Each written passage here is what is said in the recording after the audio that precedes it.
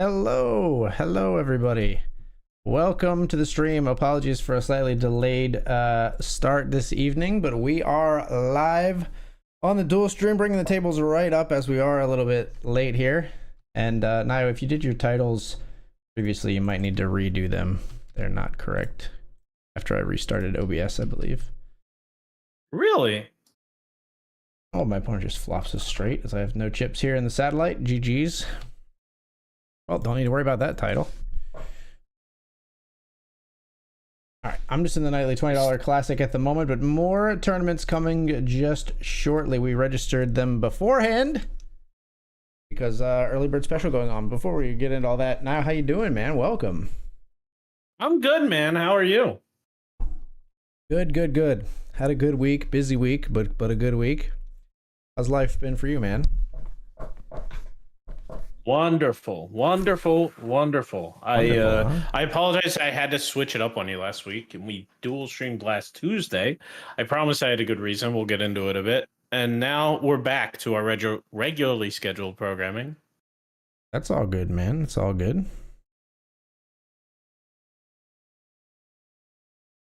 Bear with me for a moment. I'm just doing some housekeeping on my computer. Realize I have a lot of things running that I definitely don't need running during the stream. Is it your fridge? Is your fridge running? Hey, you're not allowed. You're not a dad yet. You don't have a license for that. It's not allowed. I don't have a license for that, he says. Trying to get the word out. We'll be yamming. Is AG at this table? I don't think he is. This $10. I'm jamming pocket fives. The satellite? I busted it, brother. No, it's a $10 classic. Oh no, I didn't join the $10 classic. Good luck. Thanks. Fives right into queens. It's gonna be like I didn't join in a minute. Five. What are you talking about? No. Me neither.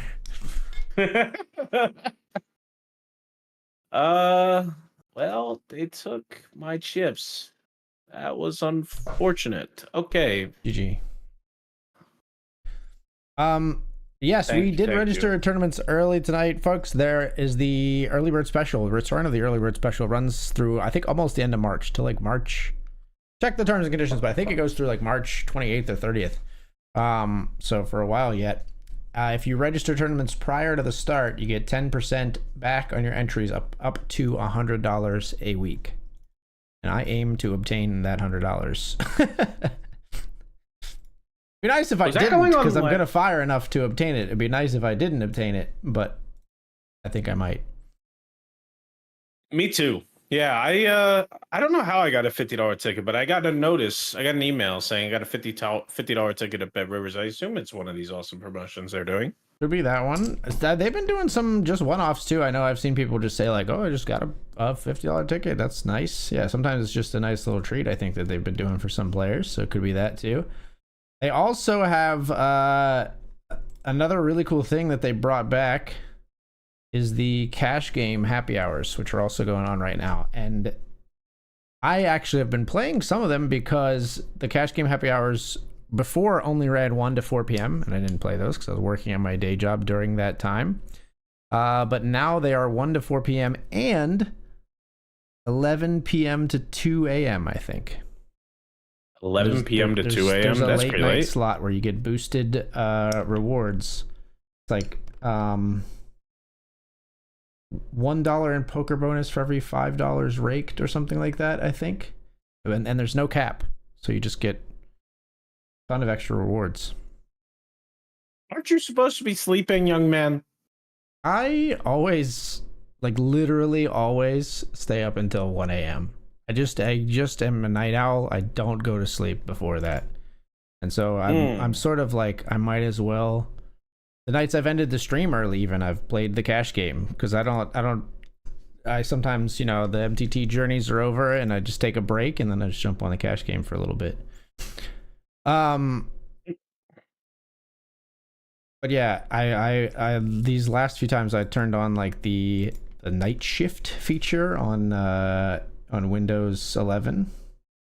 which allows you to like sort of it's sort of like if you've ever used Flux. It's sort of like that. Yeah. Yeah, I've heard of that. This is the $100 Benjamin now. I better wake up. Right. What? But yeah, $100 Benjamin. It basically does a shift of the blue light out of the monitor so you're not straining your eyes, messing with your circadian rhythms too much. This is on your iPhone, right? No. On my I said on Windows 11 on my desktop. I'll be down here playing some cash games, and there's a nice shift feature in Windows 11. Getting 4-bet in this Benjamin. Oh man, we're gonna lose $100 very quickly. This is like the perfect way for me to go broke. Unbelievable. I have ace queen here, no spade. He just has aces or kings, but this is the perfect flop for me to go broke. No spade on the turn, please. That's now it's gonna be ace king. All right, when he checks back turn, I actually think I do have the best hand. How the turns tables. All right, let's rebuy. Yeah, it's just ace king.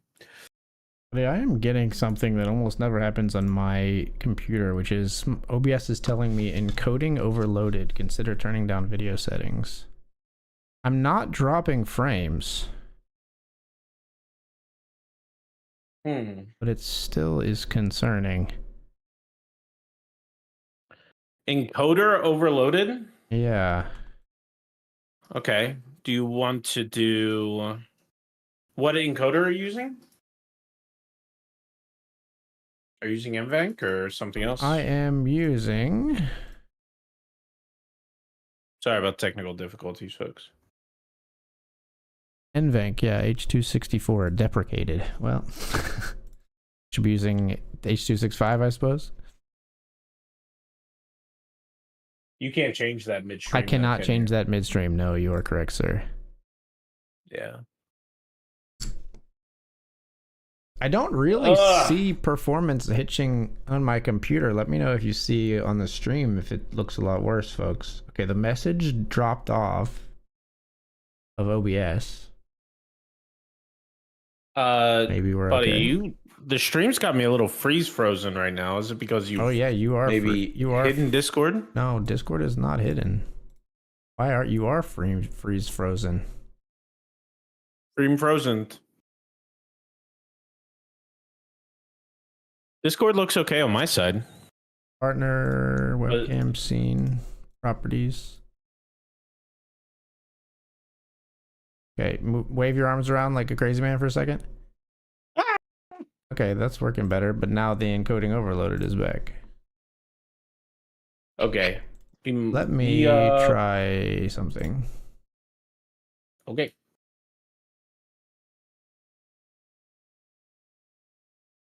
All right, I think I might have sorted it out. I think you're good now. We'll talk this later after the stream, but I think we're good now. Maybe. Okay, we'll take it. As long as I'm going to keep an eye on you. Chat, shout out if Nio does freeze again, please. If you would. I would appreciate it. I might be a pretty stoic creature on average, though, so make sure I'm actually frozen. You know, it doesn't count if I've 4-bet him. Don't tell me he's frozen, because that's stun. That always stun locks him. I really just lost ace queen to ace king. I torched $100. It's so frustrating, by the way. I missed that. Flop. I'm sorry, but that sucks. I didn't actually see it happen. It's a queen high flop, and I lose. Like, I don't understand how that happens. First of all, do I have to call the 4-bet? No, I don't have to call the 4-bet, but I'm not sure. And then, okay, so now I called the 4-bet. Assume we're there. Then, oh, awesome, highlight that. Well, AG, since you missed it, instantly clipped me losing $100 immediately. Expert timing. But yeah, he just checks. He just like he improves and he checks and then he jams on the river. I'm like, there's no way he only has ace king here. It's either a bluff or it's actually nutted, like a set of kings, or maybe aces. And like, I don't know if he's ever doing it as a stone bluff, but I never thought he'd be doing it with ace king. So I clearly don't know how this poker thing works. So frustrating. And I was frozen the whole time as I torch $100. Actually, AG, it's your fault. You owe me $100. Is that right? Yeah, for sure. All right, yeah, we'll settle that up after the stream too. Definitely. Money I won't see for 1,000 hours. Pocket sevens. We open. AG's out of this hand in the 100. AG, I'm right across the way from you, by the way. Thank you. In the hundo. The only guy on bullet 2. Right where I want him.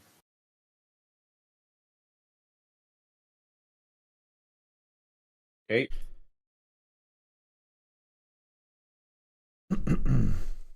A pretty innocuous jack, right? Still good, I'm sure. They're going to check back. Nope. Okay. This has not been fun at all.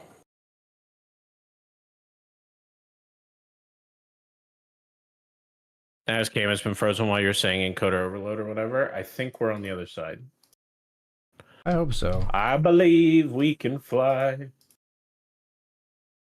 around the encoder. My beat and the beat of the song in my headphones is so far off. Like I was listening to a song that like is doing a whole intro at like Laggy Yaggyissimo, which for anybody who was a music minor going through school, that's really slow. It's like 30 beats per minute. And like I Can Fly Now is probably normal. Allegra. Something. It's very helpful that all these things are Italian words. Helped me a lot when I was learning music. Not It's not terrible, freezing, though. but you can see the stuttering on his cam. It's not terrible though. Dang it. Oh, okay. I thought it was I thought you were saying me being frozen is not terrible.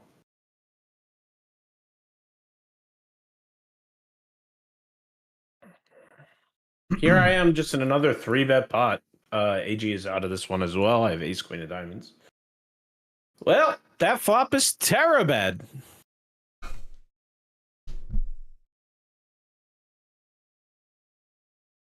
I did have a $50 ticket for this. Made me feel great.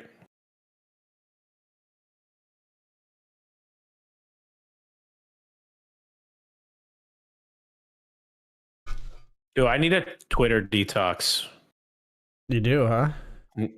I need it off. Out of my world.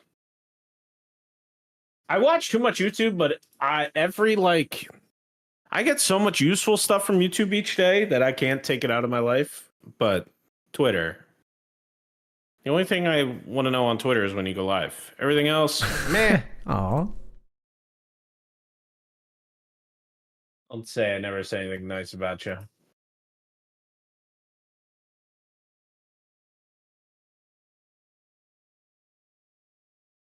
Okay, but why is Naigo not a BetRivers sponsored pro yet?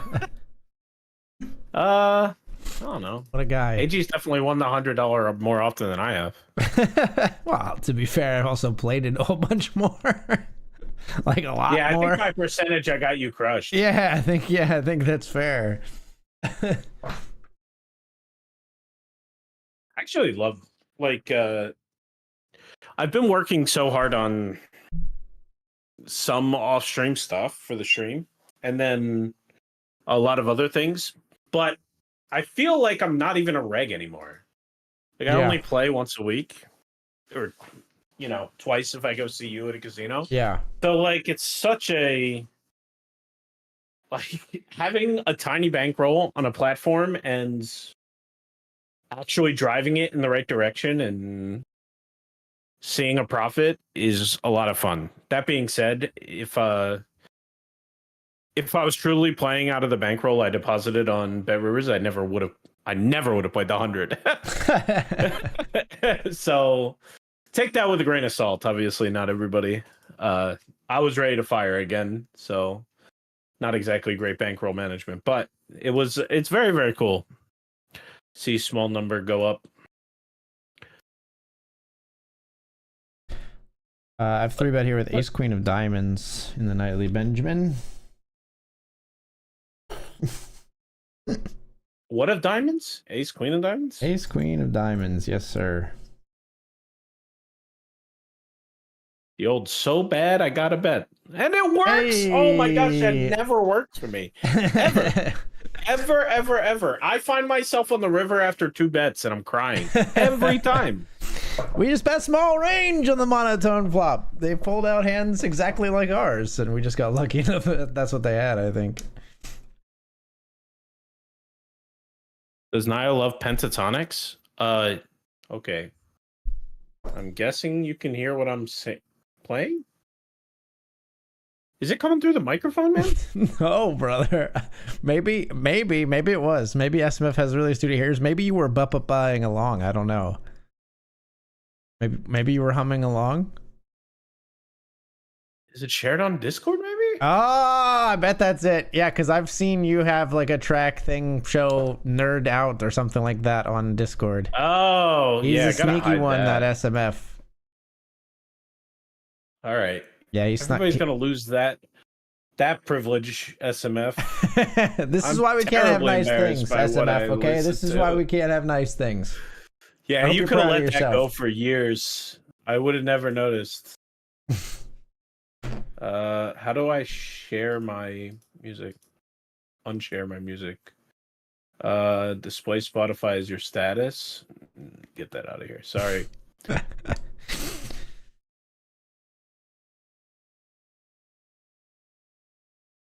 Man, we could have on the slide just brought it up real weirdly coincidental for months, SMF. I'm down to about 5 minutes a week on Twitter. Could be less if I didn't follow posted poker links. Yeah. I'm sure you can get a text when AG goes live. A script? You think I need a script?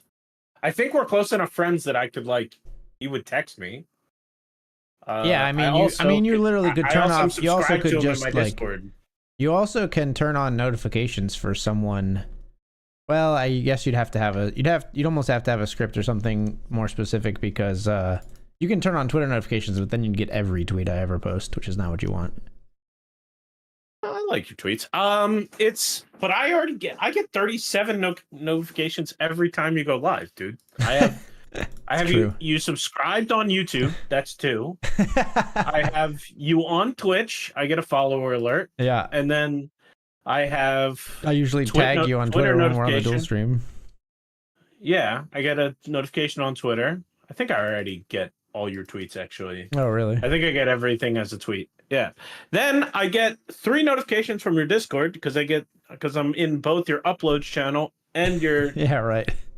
Other channel. So I get 9. Yeah, the Discord notifications are maybe a bit much. I give 3 every time because there's 2 YouTube and 1 Twitch, but right. So I don't need the Twitter notifications in order to know AG's live.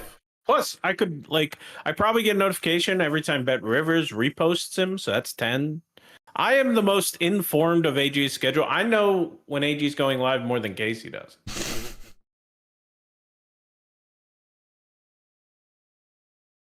If I could have one social media account, it would be Twitter. If your filter game is strong, the wealth of info is infinite. Yeah, I don't want to put custom filtering. I think that Doozy, that comment is goated 4 years ago.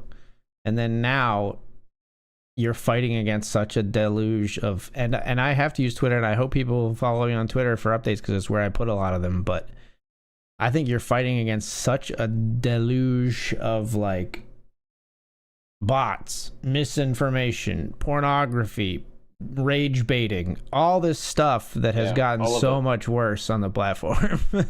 That now filtering used to be you need to filter and your feed will be better. Now it's you have to constantly filter or it will be worthless. You know what I mean? It's a little exhausting. You know what you should add more notifications to? You should post in the Discord every time you post a monthly update on... Holy, hold on 1 second. I have to interject here. Mr. Aaron Baroni with a massive raid coming in with 122 viewers. Thank you so much, Aaron. Hello, folks. Hope you had a good stream. Hello! Thank you for sending your folks over our way. I was actually just talking to Mr. Baroni about Twitter not too long ago. Were you as negative as I am right now? Yeah, a little bit tangentially related to this conversation, but yes. Sorry, what were you saying? That's hilarious. I'm sorry for interrupting so much. I only get one notification, and it's because I'm actually subscribed to your newsletter on Poker News. Like, I'm legitimately subscribed to your updates. So I'm on an email list, and that's the only way I get notified that you wrote something on Poker News for your monthly updates that I think the average PA person would want to hear. I think you should post them more widely. Yeah. Just Discord or Twitter. Just one more notification for that source of medium, and one less notification every time you go live. Yeah, that's fair. That's fair. I need to subtract one of the ones when I go live. Yeah, the updates. I do have my latest update out, and I don't put the command in chat SMF because I haven't updated it. Okay. But yeah, the March one is a good one. I can write a script for that too. Kind of sounds like Naigo is a stalker. He just likes to support what I'm doing, man. Don't make it weird. No, we're friends. I can't be a stalker. He's never I'm kidding, even. By the way, yo, dude. He doesn't even actually know where my new house is. I don't think. Yeah, I have no meaning to idea. have you over, and I wanted to. I do think it's a sort of a tragedy that I was in Philly so long, and I honestly didn't have the time, but I wanted to try to get to your place while I was out there. Oh, I'm good as long as when you come to town, we get to hang out. We did get to hang out, so that was good. Yeah, that's a win.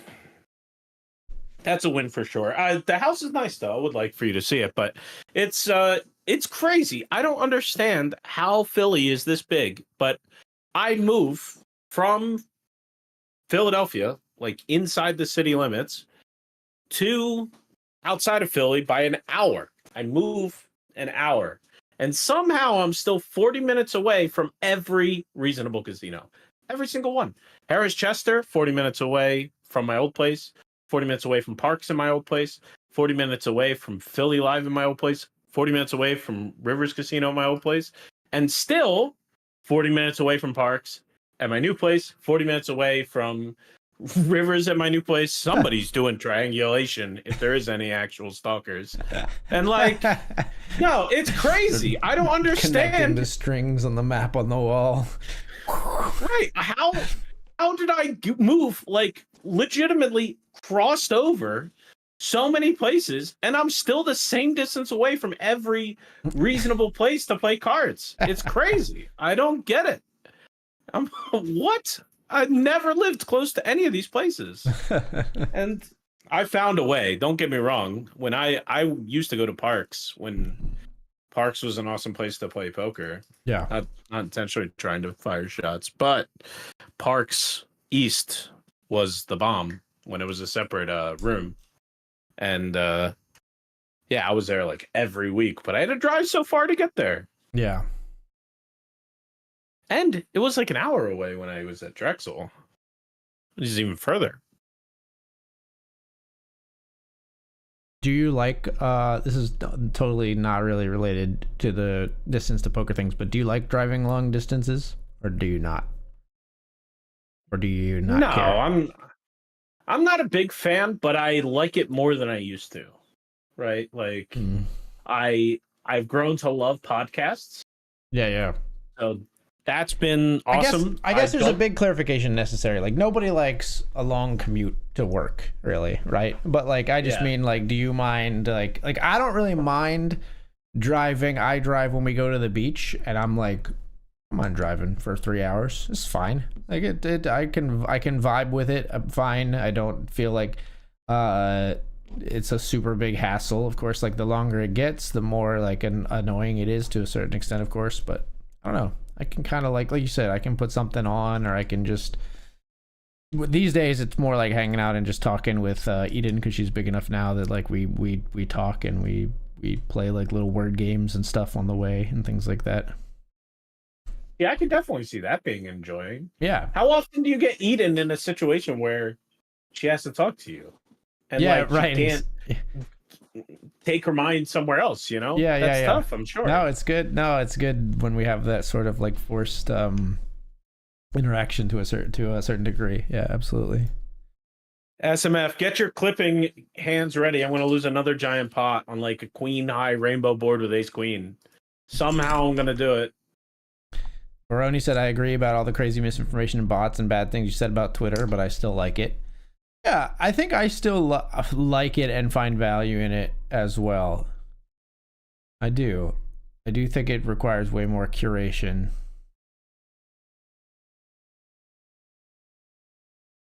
I do think that I would leave Twitter if I felt like, I think some of the other platforms are close to being viable alternatives.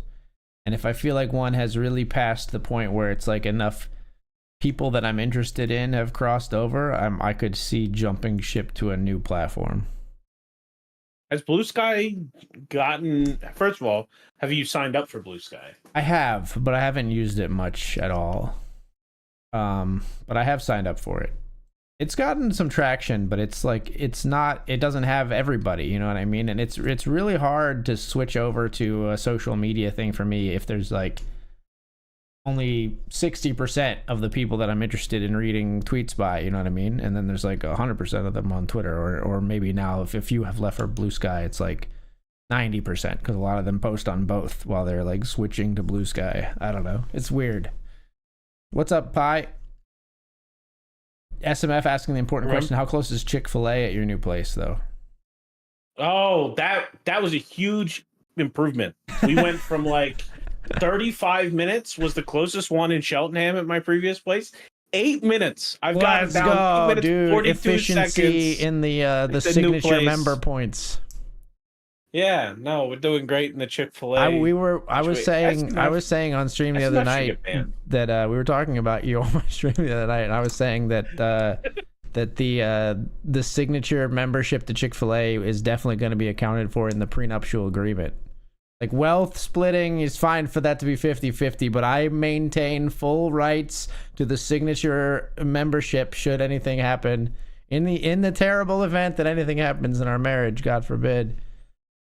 I do keep the Chick-fil-A signature member account. I'm sorry, it's non-negotiable. That's not what I expected you to say. I was not prepared for that one. That's kind of ridiculous. I like to think I share my Chick-fil-A power. I just gave Danielle my free dessert. Oh, there you go. Okay, I underestimated the value of the relationship. My gosh. That's yeah, I have not thought too much about that, in all honesty. I'm just kidding, man. But yeah, no, but yeah, way closer to a Chick-fil-A now. That's, how did you get there on your I don't stream? You know me, man. Somebody brought up your Chick-fil-A, like SMF brought up your Chick-fil-A account, and I went on a rant, and then we ended up there. I don't know. I don't know. I can't retrace the steps. I gotta SMF go watch might be able to, but I can't retrace the steps. That's crazy. That must have been a crazy road.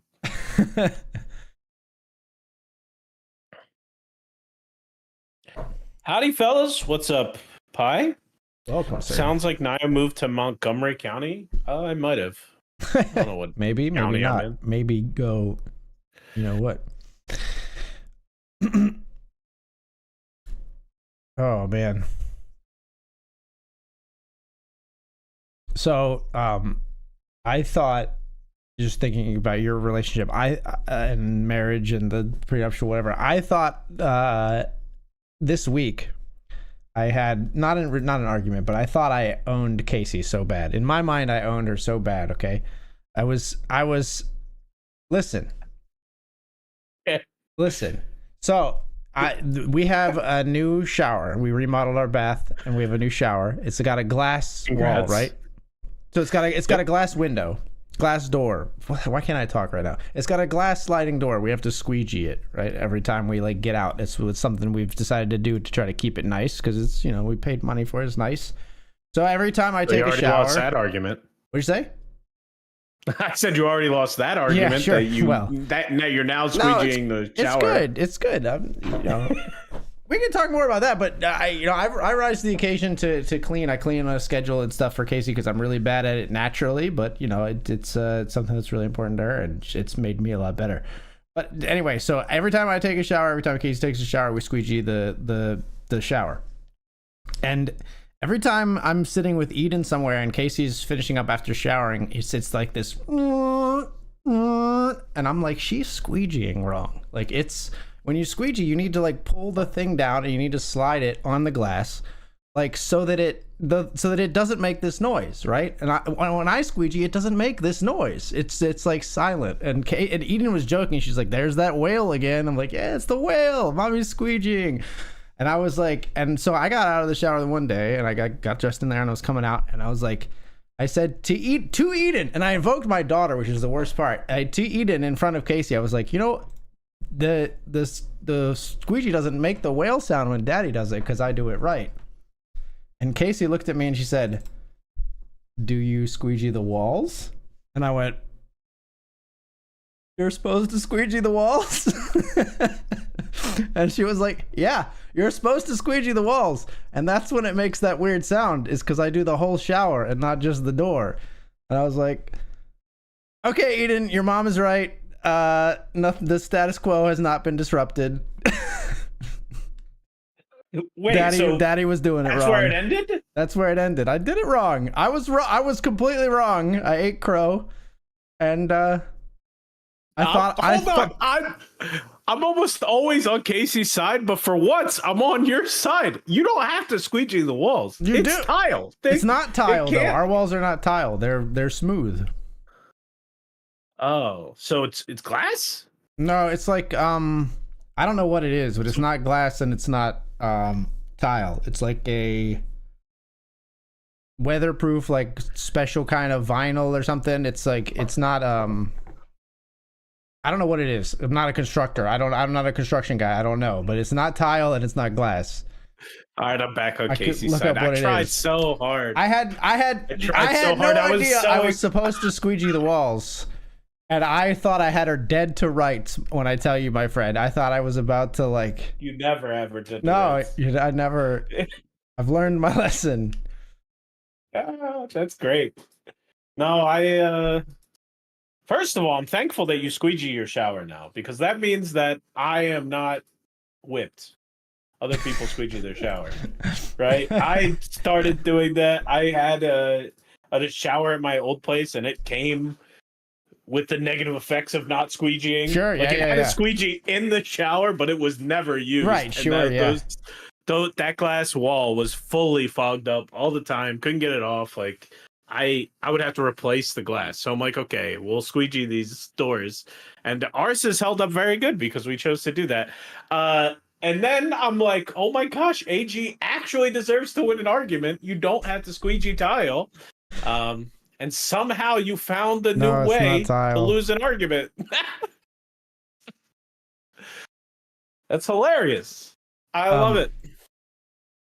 Yeah, on a larger note, I have learned to be like, I don't know. So like, a clean space is much more important to Casey than it is to me. And she's also like, there are times when Casey will be like, she'll be like, "Can you clean the floor?" And I'll be like, "Is it dirty?" And she's like, "Yeah, you don't see how dirty it is?" I'm like, "No."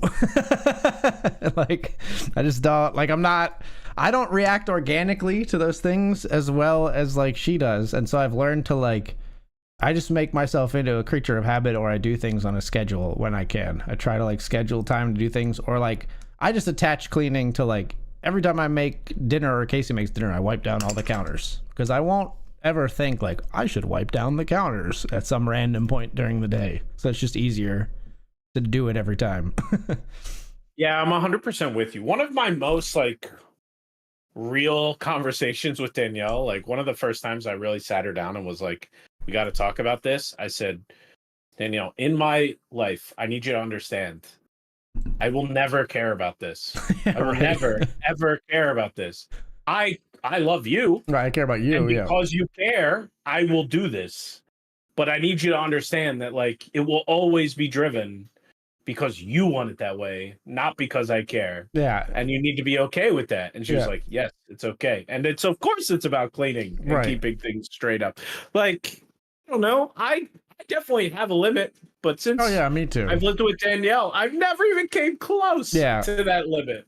Well, and You like, know? I don't know, it's a different, it manifests differently for me versus Casey too, where like I do like when I'm in a space and it's clean. But for her, it sort of gives her like this peace that I don't need it to be like at peace in my soul, I guess, if that makes sense. I don't know. You know what I mean? Like I can recognize that like, would I rather be in a space that's cluttered and dirty or a clean space? I'd rather be in a clean space. But like, does it stress me out to be in a dirty space? No, not particularly. Yeah, you and I are on the same side. For sure. Popeyes has slowly infiltrated the UK. Maybe that's next. Popeyes is fine, but Chick-fil-A is way better. Way better. Not even close. I would agree with that generally. Popeyes maybe has a little bit better options if you're looking for something just with a little bit more like kick to it. Like they both have spicy options, but I think Popeyes probably has better spicy chicken. But overall quality, I think I'd go with Chick-fil-A. Yeah. And I am the poster child of no spices. Yeah. So that's why I feel the way I do. Would you? Don't get me wrong. Would you, if asked, would you go on Hot Ones and complete the Hot Ones challenge? I really love that show, so maybe, but I would be like, you know how everybody after the first wing is like, oh, that's pretty good. I would be like, oh snap, that's the first one. I know myself, and Yeah. I've never been into anything that was intended to have a little spice and said, oh, I like that. Never. It's just always. It's always just a sliding even scale like a between, mild like, buffalo I wing, dislike you're that. like, nah, I don't really enjoy that. No, thank you. Yeah. No, never. I've had wings with like lemon garlic kind of seasoning. That's Sure. good. But anything that's the mildest of mild hot sauces or like barbecue with a kick. No, that's not Mark. Sorry. I'm definitely the person on Hot Ones where Sean Evans would look at me and be like, oh yikes, he's not gonna make it. Did you happen to see, have you seen any recent ones at all? I think the most recent one I saw was Shaq, so that's probably a no. There was one with an actress who was on SNL for a long time and has been in other big shows recently. Her name is Maya Rudolph. I think she's very funny. And at one point she's like cursing up a storm, and she like does a couple of funny antics. Like she like is basically curses out Sean while he's asking her a question because it's so hot. And then she calls over like the beer girl, and she like hugs the beer girl for bringing her another beer to wash down her hot wings. And then the climax and his reaction to this is the funniest thing. Is she pours her milk into her beer and drinks it, and it's hilarious. It's so funny. His face when she does it, he's just like, he's just like absolutely disgusted. Yeah, look up. You can Google. If you just go on Twitter and type Maya Rudolph Hot Ones, probably I think you'll find the clip.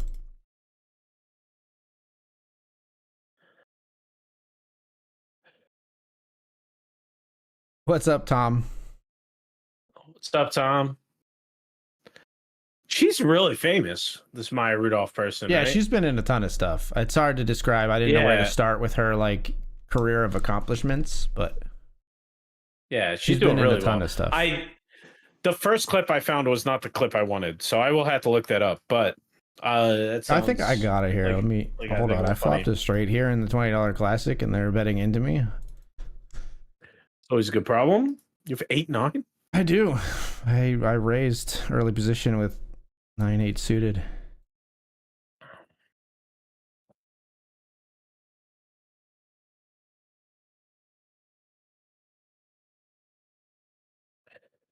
Why did the pentatonics come up first? Now I'm listening to like Eminem. Nobody's gonna make fun of me for listening to Eminem. You know? Do you Here I am also getting have roasted. 8-9? I'm getting raised. Yeah, Ace Jack. We take those. he's literally dead. He's just game over. Any Severance enjoyers? Any Severance enjoyers? Absolutely. Yeah, possibly my favorite show of all time. Depending on how it ends. I can't say that definitively without it ending, obviously, but I'm gonna say this in a non-spoily way. This is not a spoiler, but it is about the last episode. Take that as the last episode that has come out at this current time. I was upset. I was sad that like I learned on this last episode that not all Severance episodes are the same length. yeah. No, Like, we noticed that too on the last one for sure. yeah, they've all been basically between 48 and 52 minutes. And I'm like, oh, yeah. And then I looked back. The last 2 episodes ago was like 54 minutes, was one of the longest episodes. And this past episode, they finished their story in like 37. And I'm like, so sad. I wanted so much more.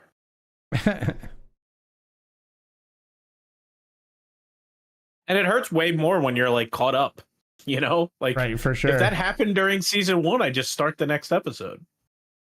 Because I watched you're all only of on season 1 at the same time. 2 episode 2, Pi? But season 2 episode 2 was a banger, if I recall correctly.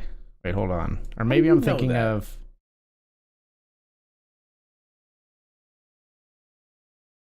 Maybe episode 4 is the one. What's the one? If you're talking about the field trip, that Yes. is not episode 2. Okay. That is not episode 2. Episode 4 is a banger. Episode 4 is probably my favorite one of this season for sure, I think. Yeah. I'm all in. So apparently under the gun here in the $20. Good luck. I'm good. I had 7s. They didn't want to play. Tom said that Nick Walsh says that Chick-fil-A is so overrated. He said, I personally love it. Here's the thing. I think that fast food restaurants could easily be overrated because no one should like passionately love a fast food restaurant. Like none of them are that good, but some people do. And so if you're in a pocket of people that are like, you have to eat Chick-fil-A, it's the most amazing thing, my taste buds literally explode every time I have it, then yeah, you're going to think it's overrated. But like, it's pretty good. Like, I don't know. To me, Chick-fil-A is not fast food anymore. Like, it's that good that it's like the absolute top of fast food. But as I still am comparing it to fast food, you know, Right, it's not right. like I'm comparing it to like a steak that Danielle cooks me or something that she Right, makes. sure, yeah. They're on different levels. But when it comes to fast food, in my opinion, if you're eating any other fast food, you're leaving money on the table. That's how I feel about it. I will never eat another fast food if Chick-fil-A is within a 10 square mile radius. It's fair. You don't ever have like a craving for like a particular kind of food versus fast food versus Chick-fil-A? No. I have more cravings for like things that aren't fast food. Like, Yeah. Like it's like some people. I mean, some people I guess are more varied where they might want like Mexican food, and Chick-fil-A is not going to scratch that itch, or like whatever seafood. I don't know. Whatever. Yeah, like, but if I have a hankering, right? If I have a hankering for pizza, I don't consider any pizza place fast food. Like I never have a hankering for Domino's. I have a hankering for good pizza. Sure. I've had like a craving for Mexican, but I have 2 or 3 Mexican places I really, really enjoy, and none of them are Taco Bell. Like they just don't they don't scratch the same itch for me. So like, no, I never am like, I really want this other fast food ever. Fair. Like bar none. Whoa. Spoiler warning. We did pretty good. I just said I liked the episode. I just said it was I thought it was a banger. You did say an FT word, but I think it's fine. When something is shorter than expected and you hear I was hoping for so much more, I feel that pain. Jeez. Man, Tom, there's very few people that can pull off a brand of humor. And you got it, buddy. He's always looking for a way to slide it in. I went to a doctor today for the first time in forever. Yeah. Forever. And he made one of the most inappropriate jokes I've ever heard, let alone from a doctor. I was like, I really need to I really want to look good for my wedding. I have this problem, I want to focus on this. And he said, we're gonna have you looking great. Everything, you're gonna be looking great. I can even get you a 9-foot pecker. And he's like, oh wait, no, that's not good for pictures. And then backed up on it. I'm like, whoa, this is my first appointment, man. 9 foot. 9 feet. That was his joke. Who makes an erectile dysfunction joke at a first appointment? Who does that? That is crazy. Kind of funny, though. Bro, okay, I guess. I've got a gut shot and a spade draw here. I've got queen nine of spades. They 3-bet me on the flop and are now in the tank. It's not even that good, or it's not what? even... They have queen nine of hearts? What? That was an absurd hand of poker. I had a gut shot and a flush draw, and that guy called me with the same gut shot, no flush draw. Wait, he called you? I thought he jammed. No, I jammed. He called. I bet he raised. That's even worse. Wait.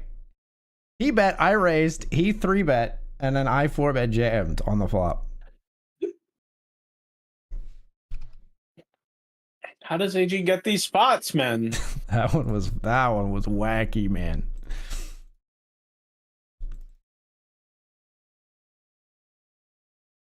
It's not even that good, or it's overrated.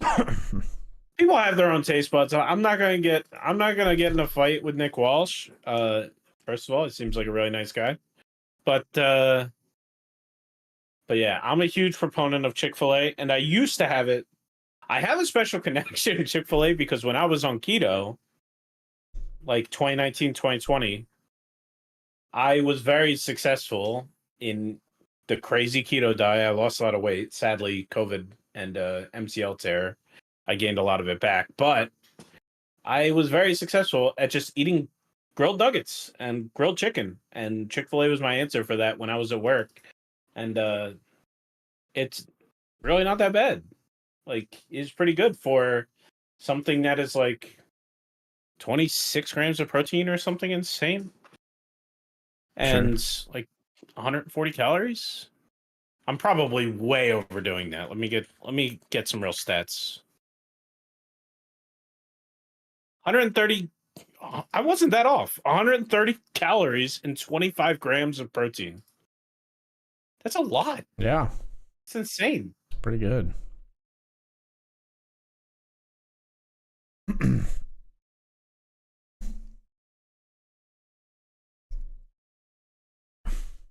Isn't everyone? I'm glad you were listening, Tom.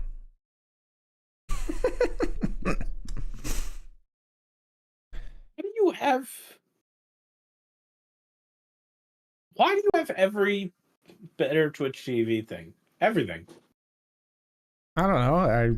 I just try to be diligent about adding them. I love his priorities, man. Updating the command that says that he recently published published a new article as my duties as Pennsylvania's ambassador for Poker News. Nah. I sleep. Making sure the Yeah. BTTV emote selection is up to date for the people who very occasionally use them in chat. Real shit. Yeah. No, that's the perfect, the meme template, right? The one where he's like, like not this. The Drake one? Yes. The Drake meme template? Yes. That's it. That's it right there. We got to make that for him. Somebody needs to go do this. You are Somebody flopping. go make this right You are now. flopping pretty nicely tonight. Why, thank you, Tom. It's very kind of you to say.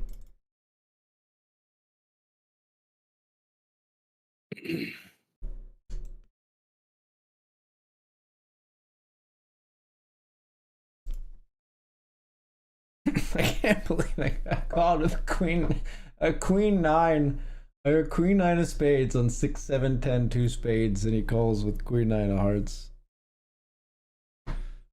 There actually just ain't no way.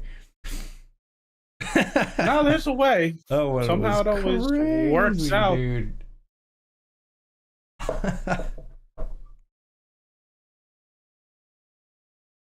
Was for so many chips.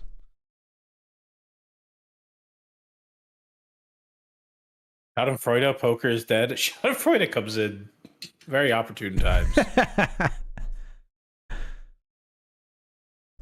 Philly International, here I come. Oh yeah, the good old Pie's coming to check out poker. I remember when AG was playing mixed games, and that's when those Pie would comments always his post hardest. people leave Yeah. UK, people arrive PA in the mixed games when I would just get called by like random freaking.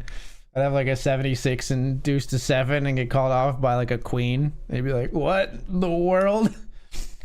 Betting every draw. That's how he does it, chat.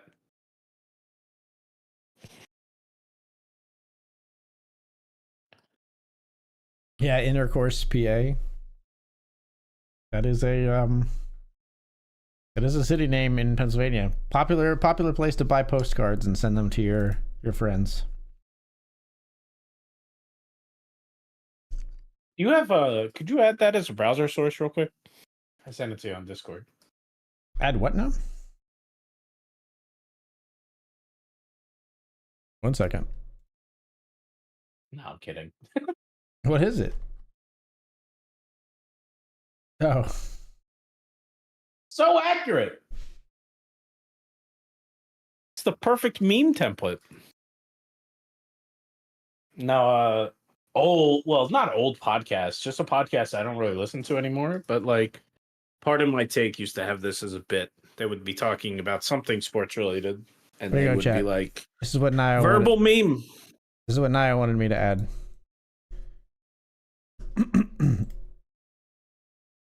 Yeah, we know where AG's priorities lie.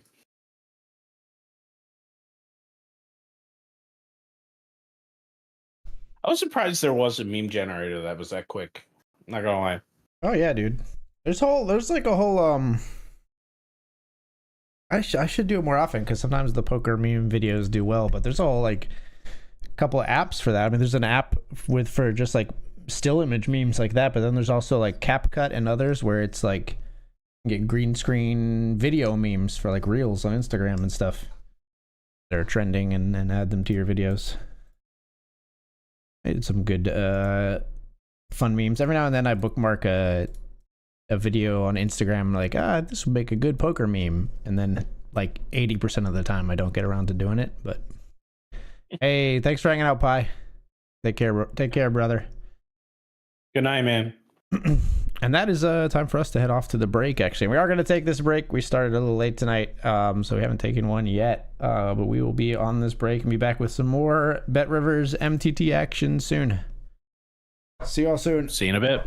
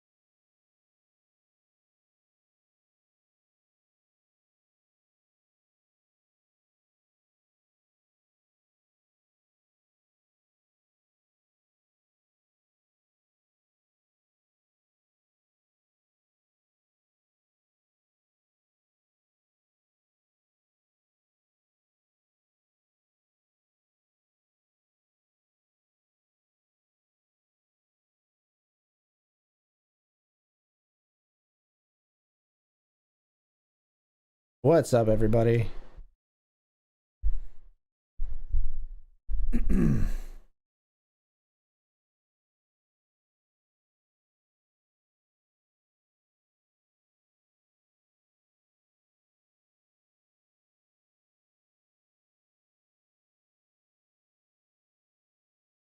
We are back. We are back.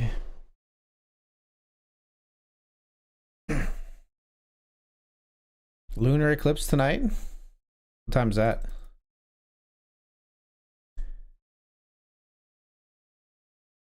I love Tom does these like awesome photos of some of that stuff.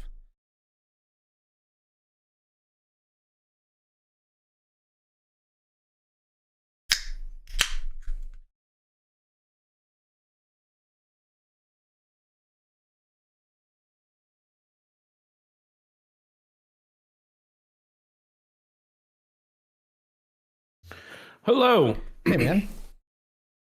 I am sorry I am late. That's okay. Danielle made amazing. I'm telling you, these are the best cookies I've ever had. Like, these cookies are making me eat less sweets because she only gives me one at a time and nothing else compares. It's that good. I really, really, really like these cookies. I definitely have to bring some for you the next time she makes them and you're anywhere near in town. Nice. But funny story about these cookies. I like them so much. She put 2 bags of these cookies out before my business trip to Richmond last week. Okay. Or last month. And I don't know if you remember, but I actually had to give a gift that we were holding on to for my one buddy from a baby shower. They went to labor early and the whole 9. But I had to go drop that off. Okay. So I go drop it off. I drop off another gift and I leave.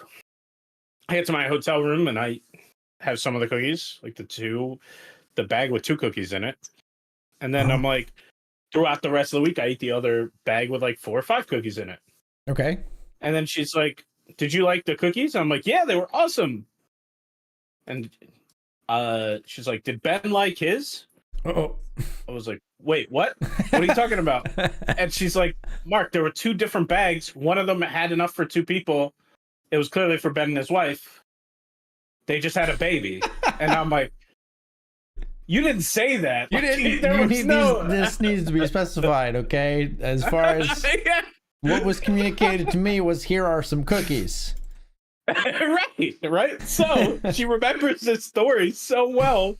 My dad's coming over to help me with something tomorrow, and there's a note next to the cookies, and there's an arrow that says, to a bag of 1 cookie, this is for you. And then there's another arrow, this is for your parents, to a bag with 2 cookies in it. So I'm guessing she wants me to keep those for my dad. That's really funny. She's gonna start actually incorporating that into like the baking process. It's gonna be like she bakes an N into the cookie, or like gets like a brand and like stamps it. The Nio spade is gonna be stamped into the cookies that are safe for him to eat. Oh, that would be amazing. That would be so cool. I would show them on stream if she actually did that. They have like it's an awesome chocolate chip cookie, and it has like a little chocolate on the bottom that she melts the chocolate and then she like flash freezes. So good. So good. I know there's some stipulations of a big dude talking about a cookie on the internet, but these cookies are that good. So gotta give my fiance credit where credit's due.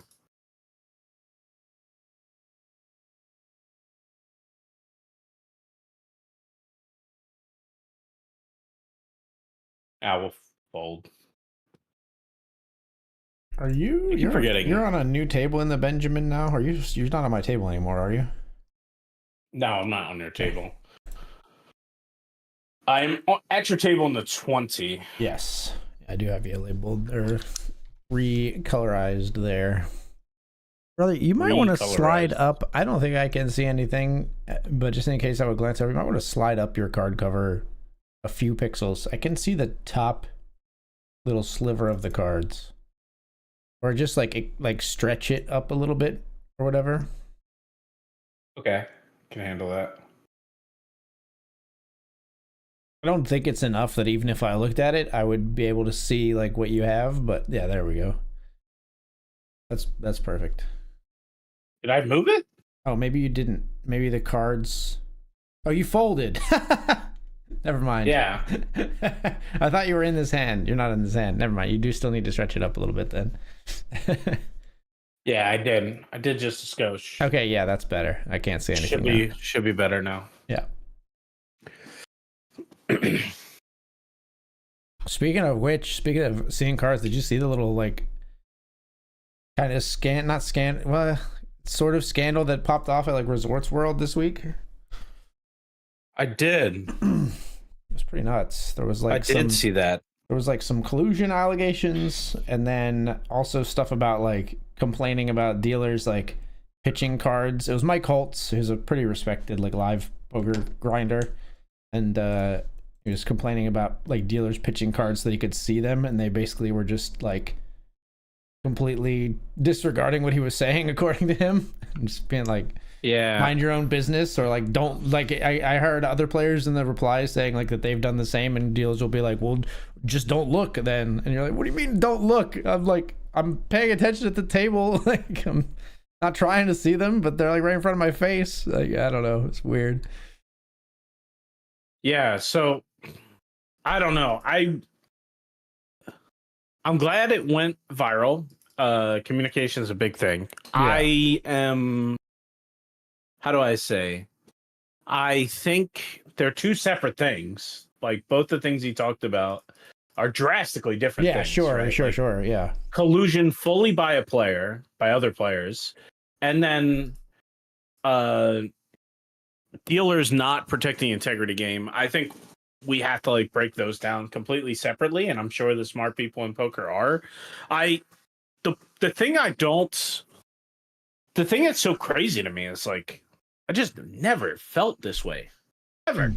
Like at a 1-2 game, or in like I've played probably up to, I guess live I've played a 1K, but only once. I've played a 400s and 500s and pretty big field stuff like Borgata Poker Open. Am I just oblivious, or was I just at good tables? Is this guy just have so much more experience that like he's doing it? I've never played at Poker Resorts World. Maybe it's a one place thing. I don't know, but it was crazy to me. Like I just have never felt that way. Queen 10. Old. Nice. Things you shouldn't have to worry about. Right. Have you ever even come close to this kind of controversy at your table? Definitely not the collusion part. Like I don't have enough live reps to have seen something. I think that's got to be pretty rare. I think I have I definitely have been to like home games before. I think maybe even in one of the casinos I've been in, I might have seen like a dealer pitch a card too high before and like caught a glimpse of it. And I honestly, at that point, I think I didn't say anything because it didn't happen like regularly. And I think like it probably was like a hand where I just had folded already, so I didn't feel like it mattered that much, kind of thing. You know what I mean?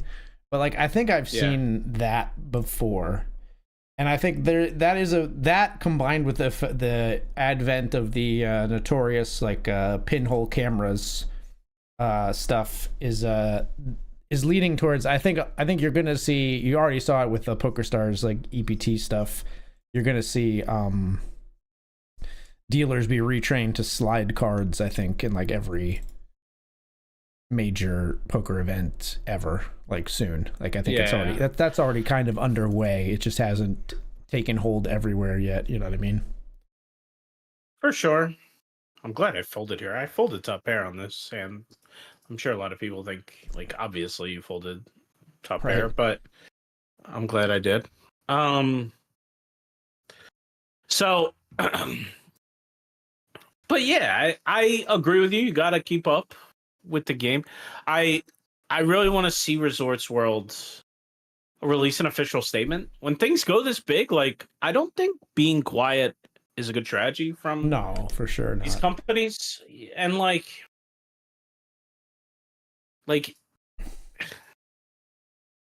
it's crazy to me that it was so targeted at a specific casino. And yeah, I mean, I think it was just venting was. frustration because all of this happened at one tournament at a specific casino. So I think it just came out as It felt more authentic because it was one instance and it was real. Like he maybe for like 30 seconds of a 10-minute video was actually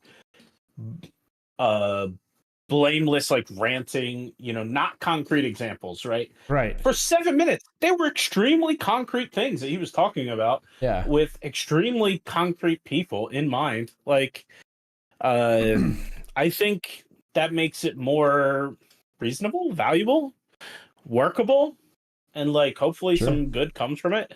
I don't know if I just feel like it's crazy that kind of stuff is happening because I'm either oblivious or I've never been in a spot where that's happened, and I'm thankful because I'm a happy-go-lucky guy. I think on both I really don't have enough experience. Like I said, I think I maybe have seen cards pitched too high, but I definitely haven't seen it enough to where I said something and then enough to where I said something and the dealer pushing back on it to me is kind of wild. Like that's crazy. But I've been at a table a bunch of times where non-English was being spoken at a table, and I will say I think it was handled perfectly in like 4 out of 4 occurrences. Like, people have to use intelligent judgment, right? When two players not in a hand are speaking a different language and they're not triggering buzzwords like that are poker specific, you have to let that conversation go on, or you're just being a jerk, right? And like, arguably not even like you're not handling the situation appropriately. But every time it was people in a hand, or I even had a dealer say like, hey, I think he heard the word king or something, some buzzword that was poker related. He was like, hey, don't talk about hands in a different language. And it was like both players were out of it, but it was a super, super clear, targeted, like bang off. Right. So they were trained to listen for certain keywords or buzzwords in certain languages. In other languages and like, stuff, yeah. And that was awesome. They didn't say no Sputnik at the table a la Rounders. Because nobody says in Rounders. He says like, hey, no Sputnik at the table or something to the Russian guys. It's Worm. That's pretty crazy. Oh, it's Worm. Okay, that was a dealer. I'm pretty sure it's like, Worm. What? It's Worm when they're in like the one like Russian mobster game or whatever. Yeah. That sounds like a Rounder scene. But yeah, I've three or four times out of every time in the 3 or 4 times I've seen it, people really got their stuff together. And don't get me wrong, this was 3 years ago when things were a little different, but sure, I was always impressed. So I feel for this guy. $800 buy-in is a lot of money, especially in a main event. So it's a really big prize pool, I'm sure. He was specific. He was targeted. I hope some good comes of it, How do you feel, being an ambassador for the game, even in a news reporter role? We had the conversation last week about a news reporter not standing up when the wrong player was awarded the pot. Sure. Like, does this make you think any more about your stance in those spots, and like, is it your place to kind of call this stuff out? I don't know. I don't know. I think it's tough. I think like I'm against you, by the way, in this $20 classic for clarity. Gotcha. If you didn't know. I did. But I'm just folding. Okay. Go ahead. Good fold. I had ace king.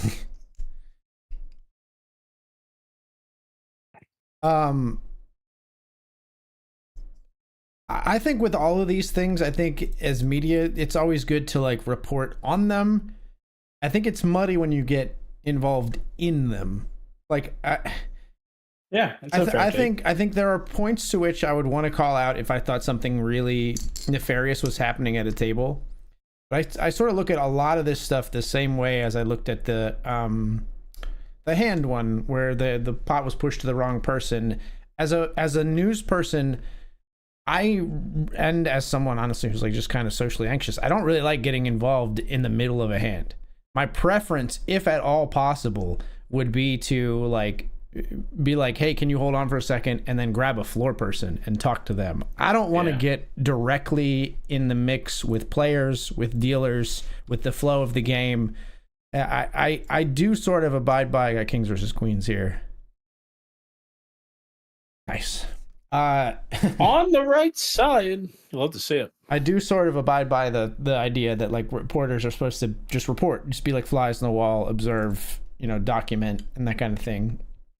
So I don't know. I think it should be totally acceptable for reporters to do these things if they want to. I think that mandating it or saying like it's your responsibility to step in for those things as a reporter, as a media person, gets really hairy. Like if you try to say like it's wrong that you didn't say something, you're like, whoa, hold on. Like it's like the floor's responsibility, the dealer's responsibility to police the game. I'm just here to like write down what's happening in stories. You know what I mean? I don't know. Like it's, I think it should be totally acceptable, but not like prescribed, I guess. Not like mandated. Please be good.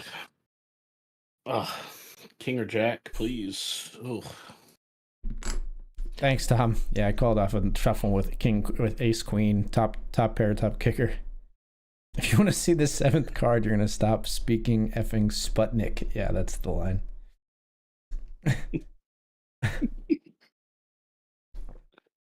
What a memory, man. For the important things in life. Yep, it's a good one. Please take me out of this tournament, AG. My 62 chips with 7 minutes left and rebuy.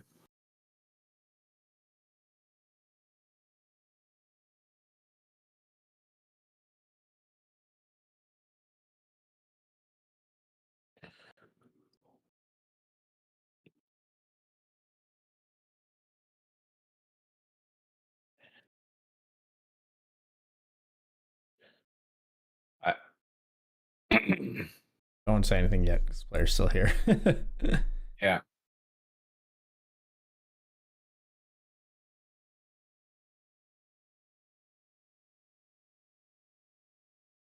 Got beat by a pair of deuces. Jerks. We got him, folks.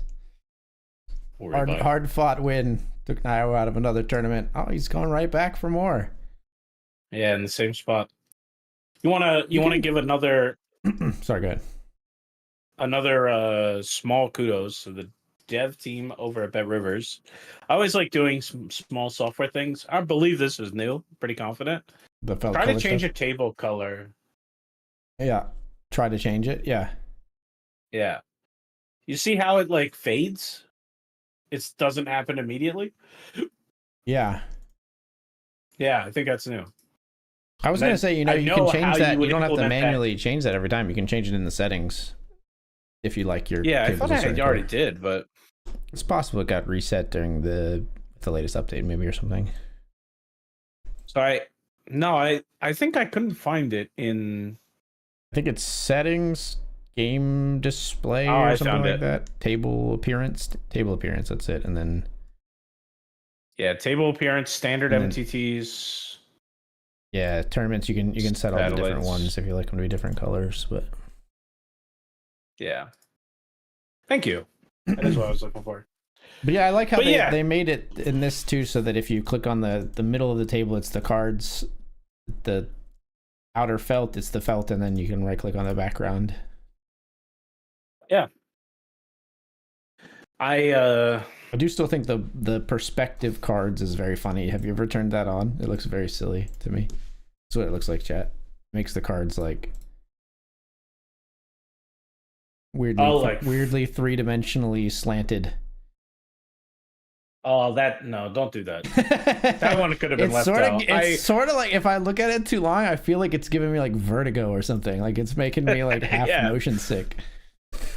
Always give options to your clients, but that one doesn't matter. It's very silly. I don't think anybody does that.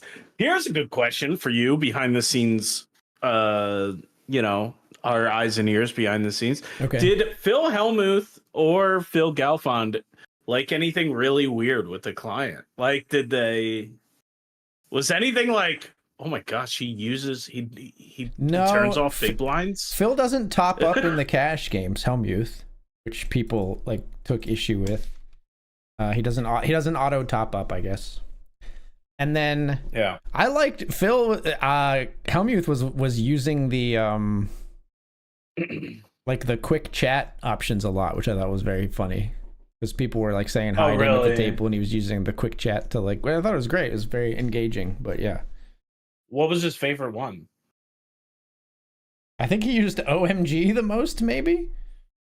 That sounds like him. I could have guessed that. I should have guessed that. I think he Did he use any of the emojis? I don't think he used any of the smileys. Just the words. Okay. That's funny.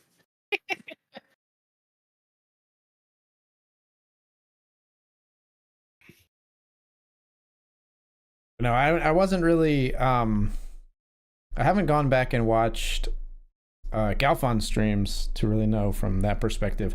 Although the one channel, the Poker Brat TV channel, Helmuth's YouTube channel, reposted and they hashed together the stream that we produced for Helmuth and then their stream, and they put like Galfon's cards on so you can see both cards. Oh, that's awesome. Yeah. That's cool. I still have the Phil with that. I actually have two of them. I actually saw, you know what's funny about that is I saw Josh Aria posted that he had some like poker collector's cards or whatever, and he was like, what is this chicken scratch of a signature at Phil Helmuth? And Harry from BetRivers responded and said, can confirm that is a authentic Phil Helmuth signature with a picture of the BetRivers hat with the same on it. He does it quick. It does not. Yeah. I would never have deciphered that to say Phil Helmuth prior to seeing him do it. Well, yeah, I haven't seen my buddy yet. AG got me a buddy of mine and myself a autographed hat. I'm very thankful. My one buddy is a huge Helmuth fan.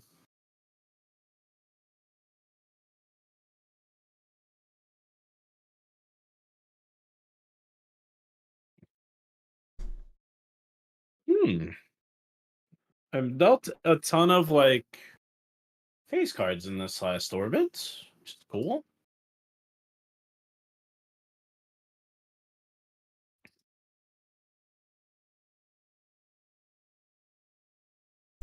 I got 3-bet. Excuse me. All right. I'm a little scared. This is Ace Jack, ladies and gentlemen. Still very scared on 10-6-7. Yeah, it's supposed to be more my board than his, I guess. All right, sir. I'm all in the $50 classic. Got 10-8 of clubs here. Called by Ace King. Gotta get there. Don't get there. All right, we'll be back in the 50. Yeah, registration is still okay. There, it did pop up. Just took a second for the re-enter to pop up. We're back on bullet 2. We back. Am I at your table now? No. In the 50? Yeah. No, right? You're at the other table? No, you're not. Okay. I'm not at your table. I'm at the table. I'm at a table with Maximo and Damien. All right.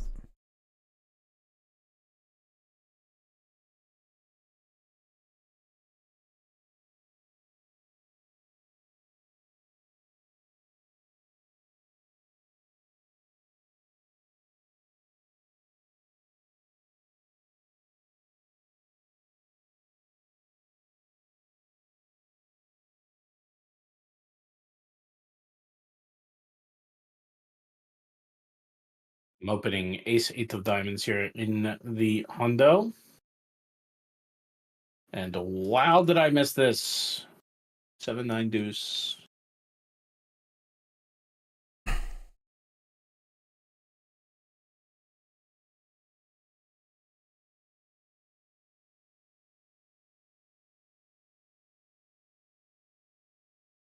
Ace king versus ace jack. Dude, you are really. It's going You all are right. playing Yeah. on easy mode right now. It's going all right. I'm all in again in the 50. This one is close. I have ace queen O here. We see hijack raise. We jam cut off with ace queen O. Look.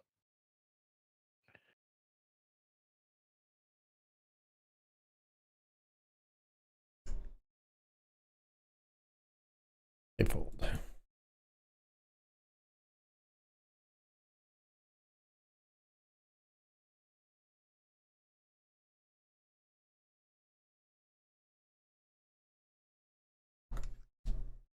Tom sent Nio and I a picture of what he's going to try to get a shot of the red moon with tonight. It's the lens is absurd, my man. That is gigantic. Yeah, I'm not a photographer. Is that nuts or what? How much does that piece of kit set you back? I feel like I may be mistaken, but I feel like the bigger the lens for that kind of stuff, the more you're shelling out. But I mean, obviously, that's not necessarily always true, I would think. But either way, man, share the shots when you get them. Hope you get a good one. I feel like you might get too close to the moon with that. Tom gets contacted by the NSA. Our satellite seems to indicate you've taken pictures of our confidential base that we're building on the moon. Oh my gosh, that would be amazing. That would be so cool. It gets uncovered on our stream. That would be awesome. I open here in the 50. Still no AG sighting on this table, so I can tell you I got ace king. Are you at my table just in the 20, right? Not in the 100? Yeah, I'm the guy sleeping 2 to your left with about 1/10 the stack of yours. You're not on my table in the 100 though, right? I'm not at your table in the hundo. Okay. No, I'm not at your table. I am raising ace-8 of diamonds in the hundo then. Yeah, if I was at your table, you would have never thought to raise that. Would never do it with me there. No, I just wouldn't have talked about it out loud if you were there. Oh, see, remember that time AG just c-bet when he flopped garbage with his 2 overs? And it worked? See, this is what happens when Nio just c-bets his ace-king on 8-3. We check. We knuckle it back. We're terrified. King on the river. Oh, yeah, sure. 1 pip. 1 pip away. Pip, pip, pipperoo. So sad. Ace-king high. It's the nuts. No, your 3's good. Oh. Of course it is. I'm salty, man. It's okay. Like, at least when you win a lot of pots, you convert it, right? Like last time you just won the 100. Right. You should do that again. Raising from the small blind here. Or from the big blind with he just flops me dead. Pocket 10s over the limpers. Oh, wow. I know you guys don't care what I had, but yeah, I had King Jack. A weird flop. Okay. I flopped the bottom set here on Queen Jack 10. What tournament is this? Hondo? Yeah, the Benjamin. Good luck.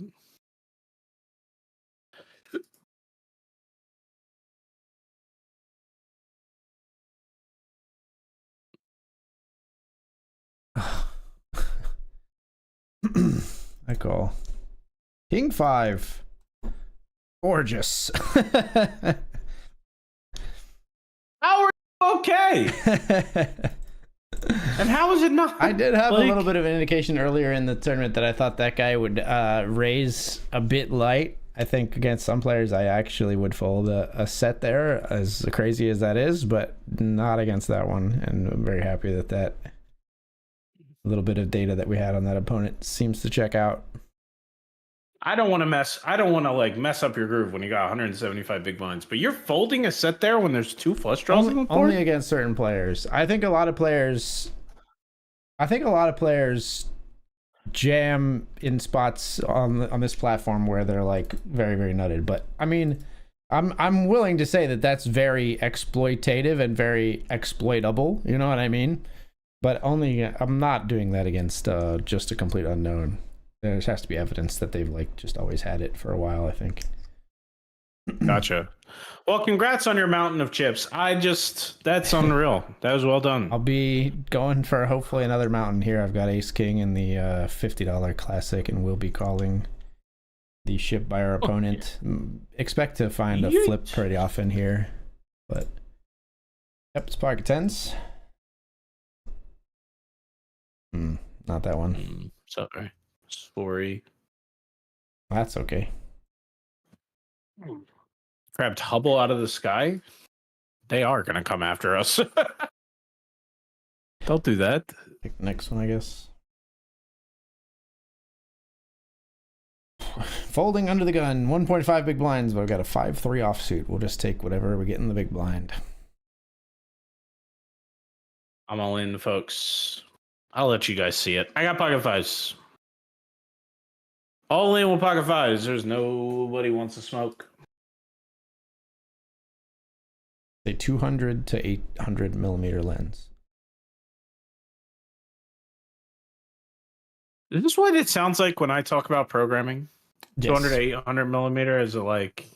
I don't know what it means. When I talk about a closure, I have a lens for my camera. It is a it looks good. 1.416 millimeter, but that's all I know about it. I don't really know what those numbers mean. f1.416 millimeters, so 1464 millimeters. The aperture is 1.4. I think is what the f is. Gotcha. And you're 64 millimeters. 16. So Tom's got you. It's a 16 millimeter focal length. F 1.4 brightness, I guess, is what it is. I don't know. I just know that it was one that a lot of YouTubers said was good for streaming. That's where I went. And I went, that sounds good. So Tom is 13 times the man you are? Is that what I just heard? 16 he can to 200? zoom 13 times the level. His lens would be awful for streaming. Unless you want to stream from like the next town over and film me. Is what that camera's usually used for. Ace King, we're all in. Oh, come on. Oh my god, I folded. I'm such a fool. What'd you fold? I folded with one big blind invested at a 1.5 because I was on autopilot and I saw a raise at a 3-bet. So now we're 4 solid. Okay, I thought we blew up a real shot. Yeah, I'm not. I mean, I'm not saying I was gonna come back, but I definitely should have been in there. We got him, chat. We got him to burn up 1.5 big blind spot.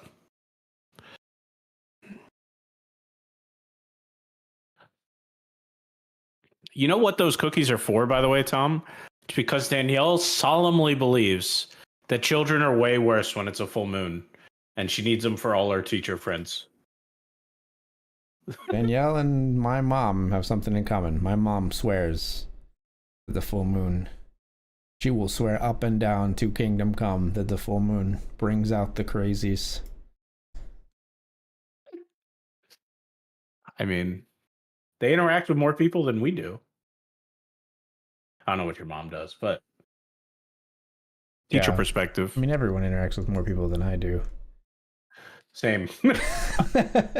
Same. I feel like I gotta send out a message in my like community Facebook group that's just like, any work from homers? Like, I have to be like, I have to sometimes coffee. I have to sometimes refresh my memory of like how to talk to adults and not a 6-year-old. Which is weird because we stream. Yeah, it's weird because we stream. Yeah. Don't you still go into the office 2 days a week or something? No, brother. I haven't gone into my office regularly since before COVID. Yeah, it's crazy. It's crazy.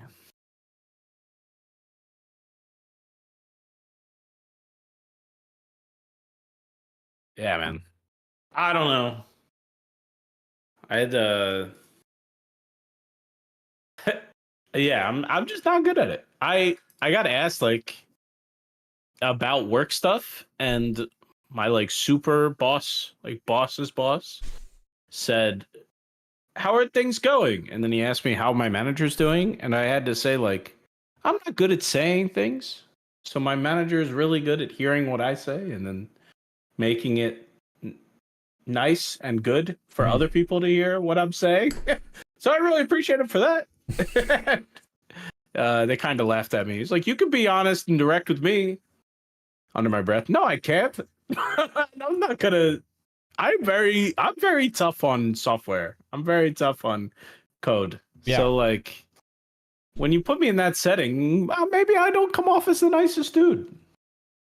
Lower the numbers, the bigger the opening, the more light that gets let in. So like a lower number is really good in low light situations. Okay. My camera's 1.4, so it does like okay in low light, but it's not. I still fully light it because it looks better, but it still can film some lower light situations and do pretty well.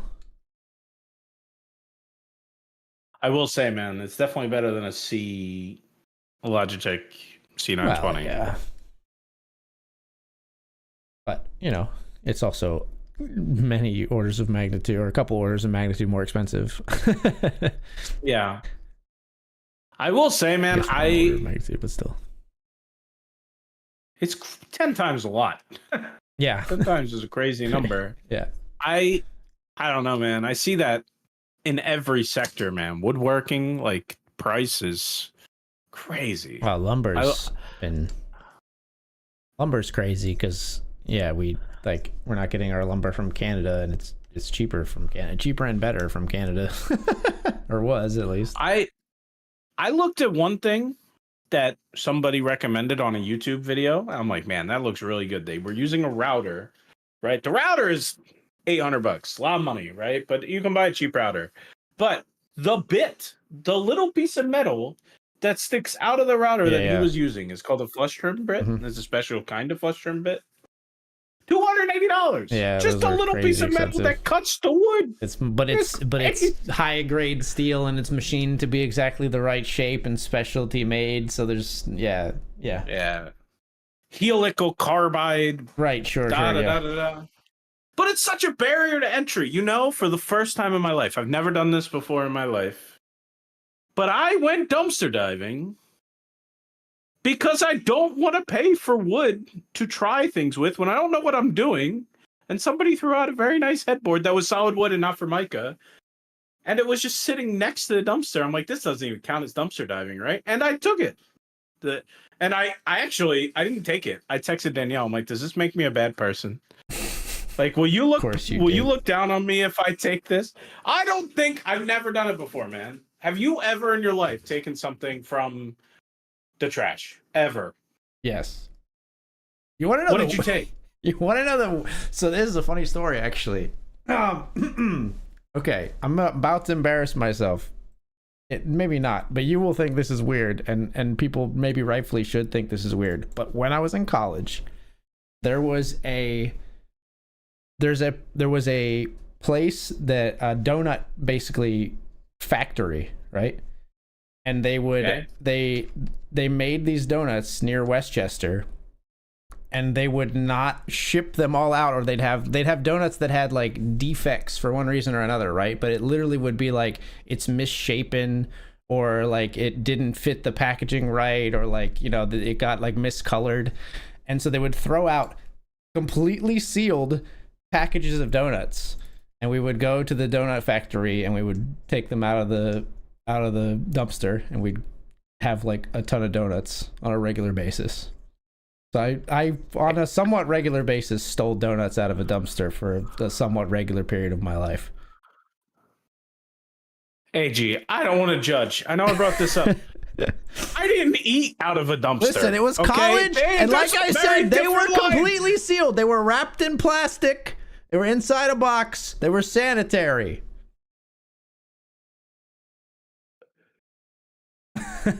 I told you were going to judge me. And perhaps rightfully so. Perhaps rightfully so. I did eat donuts from the dumpster, but there are clarifications that are necessary.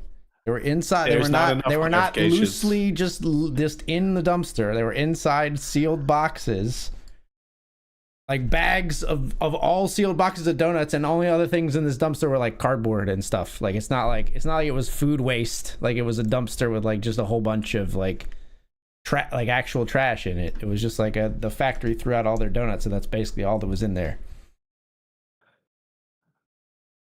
You ate out of a dumpster. I did, yes. If that's what you want to, that's how you want to simplify it, we can say that, yes. Technically correct. That's crazy. I did not expect you to come with food. Like, no, I know you didn't. Your and that's why I'm surprised it even occurred to me because it was so long ago. I haven't thought about that in a very long time, to be quite honest. How does Now AG feel about the fact that you did that? Standing tall and proud? You're like, I'm standing tall and proud. I wouldn't do it now, but that's because back then I was, a poor college kid who I was like, do I have enough money to both go to the bar and eat tonight? I'm not sure. Like now I have better options. I gotta admit, I think the technology did a great job here because Danielle has this app that she absolutely loves called Too Good to Go, or a website, and it's Too Good to Go or something.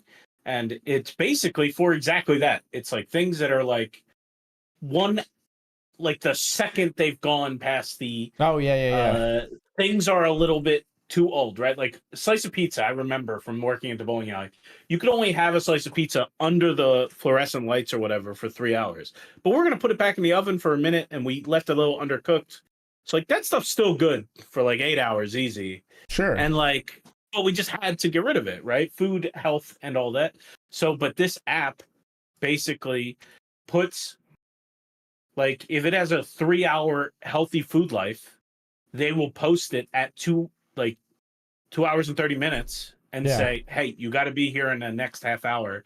And it's 1/8 the price. Right. She gets like a dozen bagels for like $3. Makes sense. It solves the problem of the dumpster donuts for sure. Yeah. So I don't know. I'm glad. But that is not. You went way harder in the paint, way harder in the dumpster than I expected you to. I go hard in the dumpster. What can I say? I go hard in the dumpster. Other than that very strange one, have I ever salvaged anything from the dumpster? I'm trying to think. You should see some of the stuff corporations and government agencies throw out. Yeah, man, if I could get like a bunch of desks that people are throwing out with real hardwood tops, I would snap take them. I think the closest I get past that, the only other one I can think of is going to, I went out back of a grocery store one time and took just a bunch of boxes for moving because they just would throw out all their cardboard. That one's legit. That one's fine. Yeah, I like that one. That makes a lot of sense. We needed boxes for moving, and I just went to the giant grocery store and grabbed a bunch of them. That's perfect considering. Also, a good place to do if you ever need boxes for moving for smaller things is like a beer and liquor store. They have lots of boxes usually. That's fair. Just go there and ask. Those guys you can just ask because usually they're good people. Grocery stores can be a little weird about you taking their stuff, so you might have to be sneaky about it. It makes sense. I feel a little bad. It's like the more corporate a thing gets, the more likely someone's going to be like, "Hey, you can't be here." Whereas if it's just like your local beer place, they're like, "Yeah, here's some boxes." They give you way too many. You'll be like, throw it away, like 30 boxes. Yeah. No, I am all about it. I have this one guy. Is it good to shout out his business? I don't care. The owner of Rich Barrow Beer and Soda is one of the coolest dudes on the planet. And if you are anywhere if you ever have an opportunity to purchase from him over somebody else, you should. Because he went so far out of his way. Like, my kegerator wasn't working, and I was like, man, I'm sorry to be annoying, but like, can you please help me fix this? And he took a whole kegerator assembly in his shop, cleaned it up, fixed it up, replaced the beer line for $1 a foot. And like charged me like $4, and he was like, "Man, it looks like everything's good now." Like, he's got like a real hippie vibe. So he's like, yeah, man, Dude, I like, love all's that. good. I love Like, that. I love it. And and he hooked it up to his kegerator and got beer out of it. He's like, you are so good, man. And then it still didn't work because I punctured it on the way home, and then he cleaned it up again. You punctured it on the way home from him fixing it? Yeah, I didn't puncture the beer line, but I didn't I over tightened the one thing and it let air in. It experimental machine. But I just but yeah, this dude, the owner of Rich Barrel Beer and Soda, one of the nicest guys on the planet. If you know who I'm talking about, tell him you heard about it on a stream. He's awesome. And I will never buy a keg from anybody else. The only problem is I don't buy enough kegs to warrant how much he helped me out. That's awesome. Yeah. I love those people, dude. You know what is it's crazy how like we've had to, because we're homeowners and we've been investing in what I consider to possibly be our forever home, if not at least a very long-term home for us. We've had to work with a lot of contractors recently. We had some like roof problems we had fixed. We had our bathroom redone. Little things here and there. We're actually getting some of our gutters changed out because we have like too much water coming down out of our gutters. They're not big enough. And then a crack in our driveway, all this stuff. But we've dealt with a bunch of like local contractors. They're always, it's like self-selects because like you do better if you're really nice as a contractor. They're all such cool dudes. They're all so nice and so pleasant and so thorough and informative. And every time I have a conversation with one, I'm like, I love that guy. He's awesome. Yeah. Yeah. How did you find that person though? I will say, I always find contractors. I've had a bad experience with a contractor when I tried to be really cheap. And now I basically only find a contractor through word of mouth or from social media groups, not like that's what social I was media gonna ads. say. We've had good experience with just like making sure we do diligence with looking through reviews and groups and stuff like that, where like there's like obviously Google reviews and stuff like that can be reliable as long as there's enough of them. And then our community has a thing called like, I think it's like Nextdoor it's called, which is like kind of annoying for the most part because people use it for like stupid things, but it's it's basically like Facebook for neighborhoods.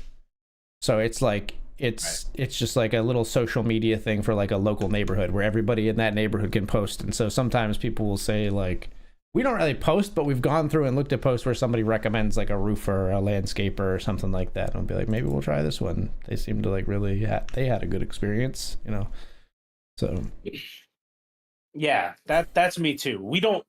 Our little development does not use the neighbor Nextdoor app, but they have a Facebook group and like a verified Facebook group. You have to show so like you have basically to prove that you're in the community. You have to prove that you're in the community. Yeah. It's like administrative. And right, so you get a DM, like you try to join it, you get a DM, and it's like, can you show us anything that proves you're here? Or, right. Or just a picture of you in front of the house or whatever. Right. They're not strict, but it's good enough. Yeah. Those have all the recommendations I ever need. Like roofer, the same guy gets reposted every time. Sure. And plumber, and they're all different people, but they're always the same. Like one or two per trade get shouted out, and sometimes they're really local, like in the neighborhood, and then that comes back in dividends. Usually they'll give you a cut rate or something. Yeah. I've heard this poker riddle before. Tom's had the rare board where the set of queens is the lowest possible nut hand. Richboro ain't 40 minutes from Parks. I'm not in Richboro. You think I would have blown myself up that much? No, it's like Richboro Beer and Soda is a drive away from me for sure. But I was keeping a little plausible deniability about where he lives. Yep. No, I really do. No, I know. I went with Ace Queen High. Wait, we chop? I don't want the chop. I want all of it. Oh, he just won the side. I'm such a jerk. He got 3 bigs, and I'm like, what? I am ITM in the $20, by the way. We've got one ladder where we fucked up $44, $323 up top. 3 of 8 on the FT here. Do you still have a mountain of chips in the 100? Yeah, you do. I do, yes. I'm gaining on you. I went from like 14 of 18 to 8 of 18. Am I hopefully bullet 2? Am I on bullet 3? Yeah, I'm bullet 2. Bullet nice. 2.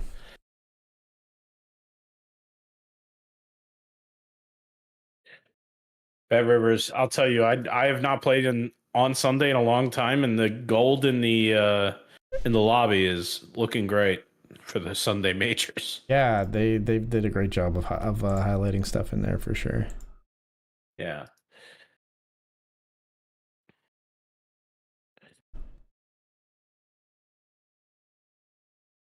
Yeah, And they the money. They FT did hype. that, and they have like the I think the starts in so many minutes and the late reg shows in red, and then the starts in so many minutes shows up in like gold, just to kind of catch your eye as well as it's getting close to kicking off. Some good little like visual cues in the design there. KCAP says some of us do a coffee clutch in that general area about once a month, by the way. You get coffee in Richboro once a month, like all poker people?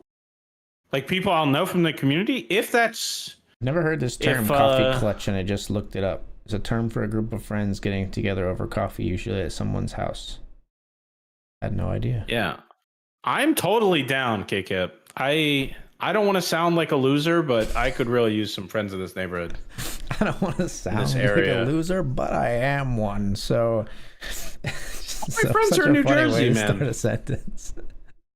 My friends are in New Jersey. I know. It's just a funny way to start a sentence, man. That's all I'm saying. It's funny. You're funny. I am honest. Which is sometimes very funny. Most people are not as honest as you are, so it comes all out as humor to me. But no, definitely down to meet some people in the neighborhood. I keep making this comment, but like Danielle's sister is such a big part of our lives. She's right around the corner. She's awesome. Danielle spends time with her every week, and she needs to date somebody that I'm really good friends with. That's one of the solutions to my problem, but nobody has come along for her yet. So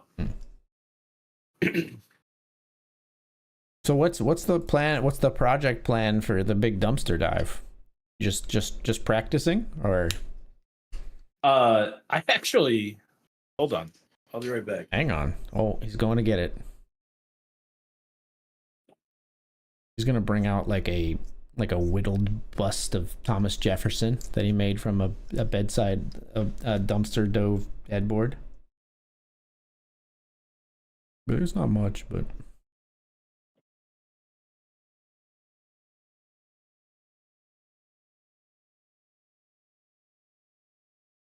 Just these 3 slats. There's 3 of them. Just these 3 slats. I think they're maple or poplar. okay. Right? They're actual hardwoods. These aren't like pressure treated. These aren't like veneered plywood or whatever. Yeah. These are like $50 a wood. It's insane. It's not true. Expensive. But yeah, any hardwoods are crazy expensive, and like if it's not a 2x4 that you're looking for, it's very, very expensive. This is just probably 1 inch by 2 inch. Sure. But yeah, this is like just stuff for me to use. Probably going to be either a veneer for the cabinet I'm working on. That's going to be in plywood. So like you cut it in half like this and you stain it, and then you put it on the fronts of plywood to make it look better. That's one option. And if I get a real veneer, like a real like glue-on veneer that's pre-done, I can use these as like spacers for drawers and stuff like that. Okay. They're not big enough to use as actual supports, though. Gotcha. So. But I took these apart, and they weren't. It's not plywood or Formica or something, and I was like, it's worth it. That dumpster dive was worth it. There you go. Now he's hooked. Now he's hooked. He's going to be out every week, chat. Checking all the dumpsters. Usually in Newtown, but Churchville this month. We actually do breakfast at 11. I gotta admit, man, I've never heard of men doing this. I admire it. I'm 100% for it. Yeah, let me know if you're interested of adding one more. I'm in. I gotta admit, I'm not playing that much poker, so if you guys all get together and like talk strategy or stuff, I'm worried I'm not going to bring much more than what you're talking about at the table. But I'm always down to hang out. Okay, to be the person learning again as well. If you're not bringing info, sure you could still contribute too.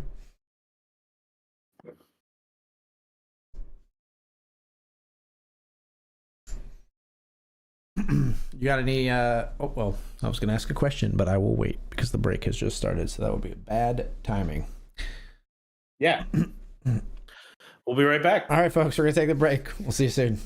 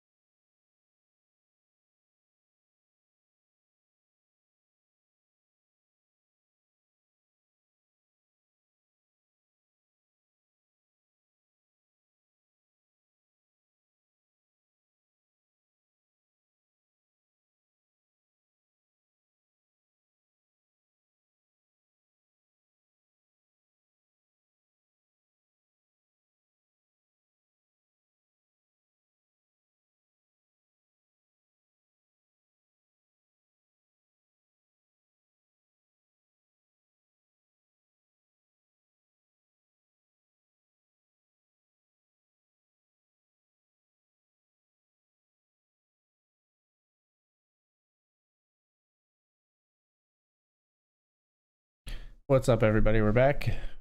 Oh, hey, Modern Lurker. How's it going? Welcome back. Hey. Any plans for St. Patrick's Day weekend? I think they just changed actually. Like moments ago I heard that one of Danielle's friends had something come up. So we were originally going to go into the Philly area, like South Philly area, and do like a little bar crawl. We did that last year. I think now we're staying more local to us. Okay, gotcha. Having a couple people here and doing a bar crawl out of here. So it'll be fun either way. How about you? Just stuff with Eden, mostly. She is a friend. One of my friends has a boy about her age, and he's having a birthday party that weekend, so we're going to that. And then Eden has us building a craft trend these days. That Eden has seen on some kid YouTube channels that she watches, are to build leprechaun traps. So we have built maybe like 5 leprechaun traps in the house out of boxes with decorations on the side. Oh, that's cute. Yeah. Is she gonna get it? Catch anything, you think? I don't know. I feel like this one is kind of I think Eden 100% still believes in Santa Claus and Santa Claus is real. I think she is like in on the joke with the leprechaun. Like I don't think she is going to be disappointed when she doesn't catch a leprechaun. I think it's more just for the fun of it. I don't think anyway. We did it last year and she wasn't like sad that she didn't catch one. I think the maybe the fiction that they tell too is that the leprechauns are really sneaky and have magic, so like you can lure them in, but it's really hard to actually trap them. And so we'll try to maybe plant some evidence that the leprechaun was there in the nighttime or something. You got the height. We can make it Hey, happen. wait a minute. These are very small boxes, my friend. Okay. That's awesome though. That's gonna be fun. Yeah, it's a fun little craft thing. Cap, thank you. I appreciate that, man. I really appreciate that. Let me know. I don't know which times and which places I can't commit yet, but definitely interested.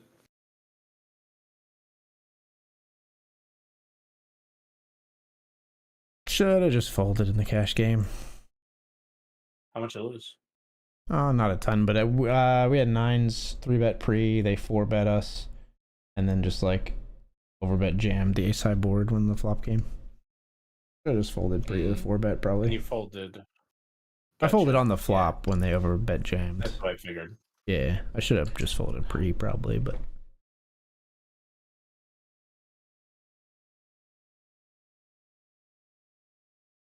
Down to 6. We've locked up $64 in the $20 classic, but the other stacks have climbed up and we haven't done much on the FT here. We're 5 of 6, but still got 43 big blinds, so a pretty deep stacked FT here at the moment. The real question is, are you going to beat Modern Lurker at the FT? See there? He says, I'm at the BetRivers Night Leading $20 FT with you, but I'm not telling you which player I am. All right, that's fine. It doesn't matter which player you are. None of them will be there when I finish the tournament, so.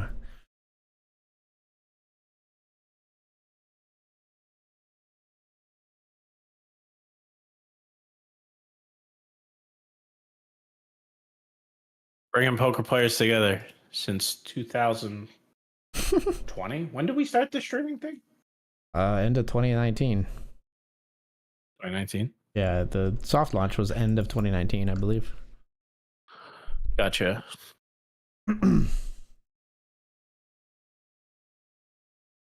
I started streaming long before that. Yeah, it didn't count. Yeah, no, poker was in 2019. Already had a whole bunch of things going on when he started the poker streaming Dude, journey. I really want to play this co-op video game because you made me think about video game streaming it's called Split Fiction. But I think it's too sophisticated for Eden, and Casey will never play a co-op game with me, so I probably just won't get to play it. Supposed to be super play good. with you? It's supposed to be super good though. I think it might, well, maybe it does. Maybe it is online co-op as well. We could maybe play it. We could probably do Steam play together. I'm assuming it's Steam. Maybe. Yeah. It's available like on everything, I think. But it's supposed to be super good. It's a like split screen co-op. It's called Split Fiction. Split Fiction. I shared one with you the other day. People already saying like this is the best co-op game ever made and stuff like that. Better than It Takes Two. I think that was the best. 2 million copies game and it's I've ever 2 million played. copies in 1 week. Massive hit. Newest game from It Takes Two developer. So it's the same developer. Oh, is it really? Yeah. Same dev.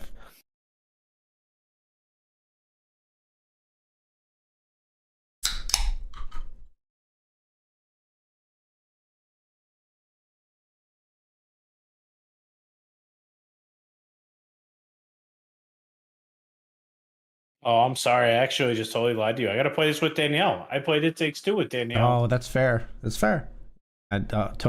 Perfectly reasonable reason to excuse yourself. Is it on Switch? She's gonna be so excited.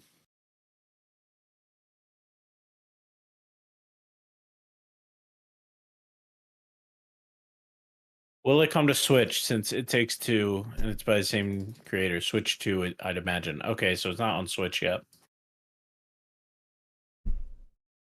That's awesome. It Takes Two was phenomenal. If there's any person I can imagine doing a co-op game right, these folks have gained my trust.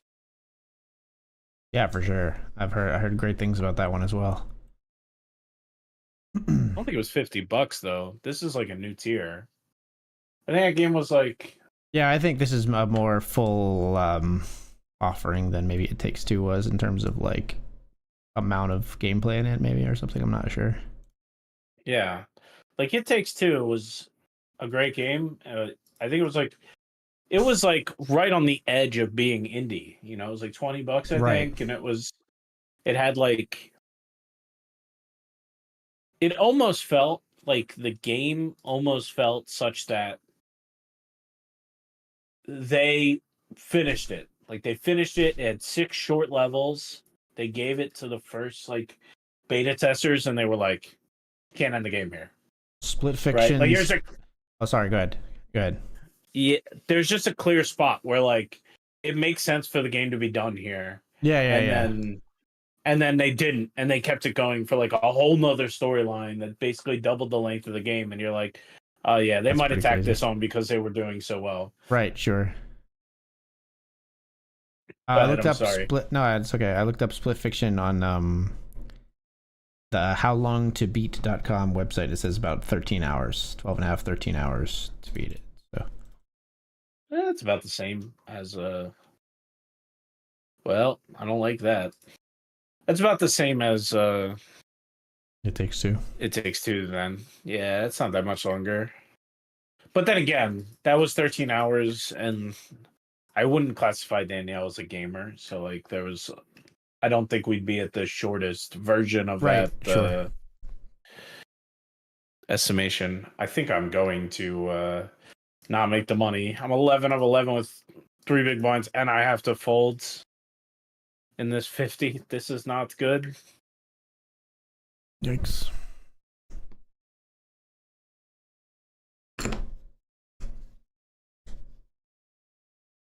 Just 10s and queens. Hmm. This player over here, I don't know how many hands I've seen, but their stats are so low. Yeah. 12 and 8. I You guess can you hover guys over can see them that, to see how many hands you've seen. You hover over them? You. 27. Only 27. Yeah, it's not as good as I thought. Not as many as I thought, but still feels like they're pretty tight. I think this is a Jamini too. I don't have good cards.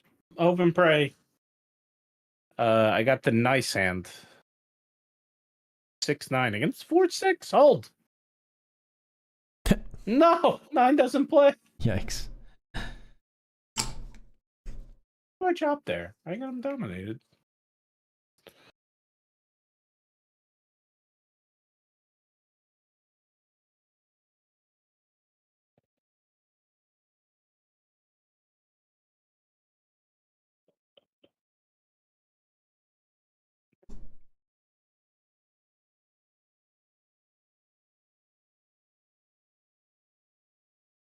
We'll fold that one probably.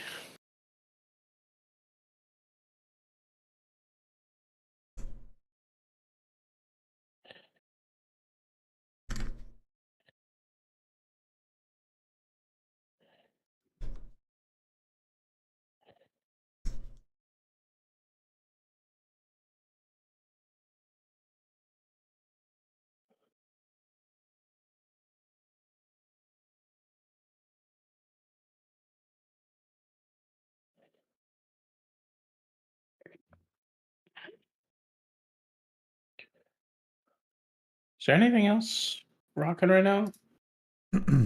Nah, not really. Not that I can fire. Just the $1. I have a ticket to this. So do I. The late night dollar. Yeah. I can't go for the $19 first place. I have like 5 $1 tickets. I should maybe think about using those. Yeah, I'd rather play singos for $1. I really like when I'm stockpiling like that, I like to use it to like train to multi-table.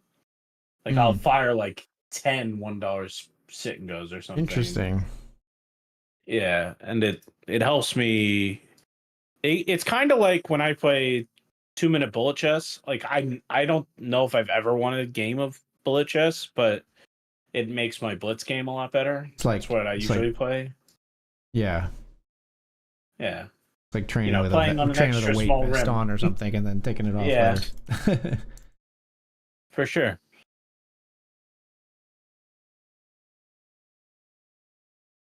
All right, we win. We win.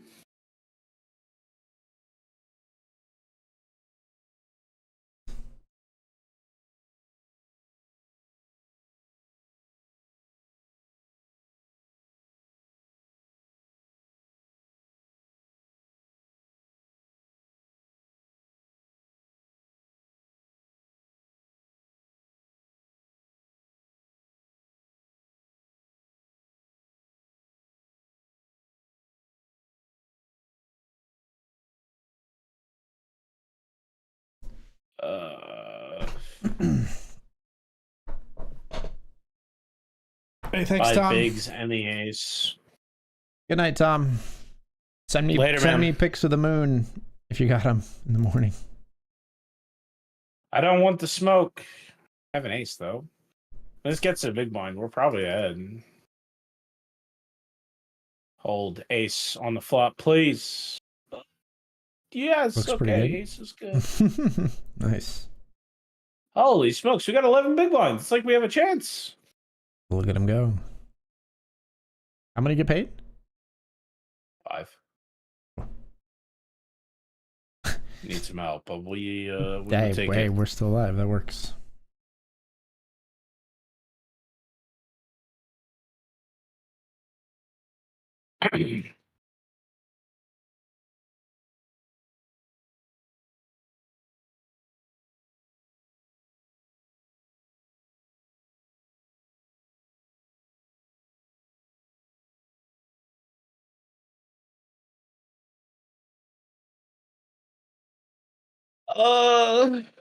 Yeah, we'll fold. So, man, I know not everybody will love me talking about programming, but it's a huge part of my life, and something happened in programming this week that is unbelievable. Okay. Telling you is crazy. Okay. So, little backstory. Very, very small segment, I promise everybody. There's this thing called TypeScript. All right. Probably the most used programming language in the world, right? TypeScript and JavaScript. Definitely are number one if you combine them. Yeah. Hold on. Got Jacks versus Ace King. Flop, trips, turn, quads. Wow. All right, we're back in this thing. Yeah, you're back in a big way. Holy.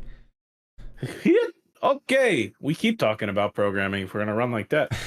So, anyway, so TypeScript, probably the most common language. I have an overpair. I'm going to go with this too. Jacks on 10-8. Please hold. Deuce. No, they make a flush in the 100. That is painful. That is painful for sure. We're going to rebuy, I think. 16 bigs. Good luck, Bullet 2. Thank you. But very, very, very common programming language. And what it does is it compiles. It takes TypeScript, which is a superset of JavaScript, and it rips out all this extra stuff we put in it to make the developer experience better and compiles it to JavaScript. Now that thing, that compiler, that thing that switches it from one to the other is written in JavaScript and TypeScript, right? They're writing in the same ecosystem. That's optimized for like the computer browser. So like websites and stuff all have JavaScript backing it in some way or another. Okay. Microsoft made this TypeScript thing, and they announced that they've been working for the last like year that they are working on porting that compiler to a different programming language called Go. It's interesting for a couple of reasons. One, there's another language that everybody thought they were going to do it in called Rust, and they didn't use that. It's interesting because Microsoft, creator of TypeScript, used a language created by Google. So two big players coming together to solve a problem, right? Google's language to compile Microsoft's language. Big news. And most importantly, it's 10 times faster than the current implementation. So this thing that takes like 70 seconds per developer per compile is down to 7 seconds. Like, wow. People were doing rough math, and they are saying that like it will save like 8 million hours a year of developer time and build time. Of waiting for it to compile, basically. Yeah. Right. When they're done. And they still got about a year left before they're actually going to release it and make it the default. But this is one of those things. It's like if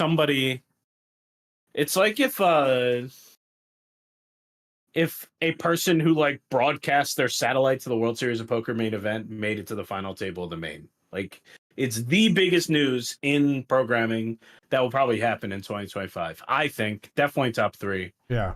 And I am so thankful it didn't have AI in the headline at all. Yeah. And I just read a Verge I thought it was article about so cool. AI is like making a lot of products just crappier in the short term. Yeah. That is cool, For man. sure. That's so cool.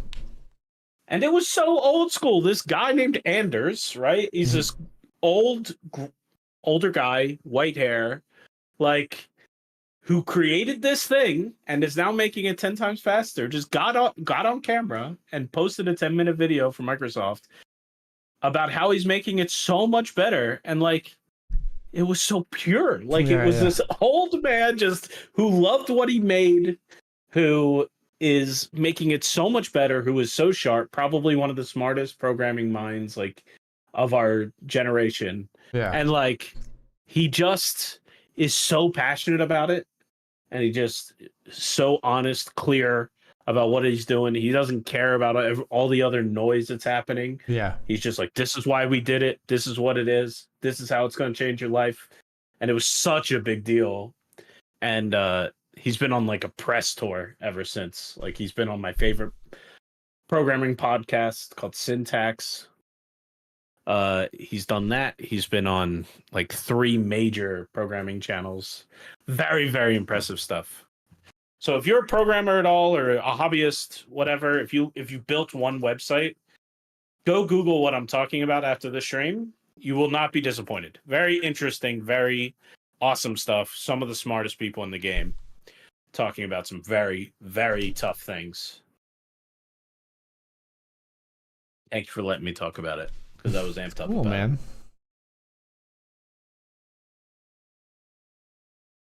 It.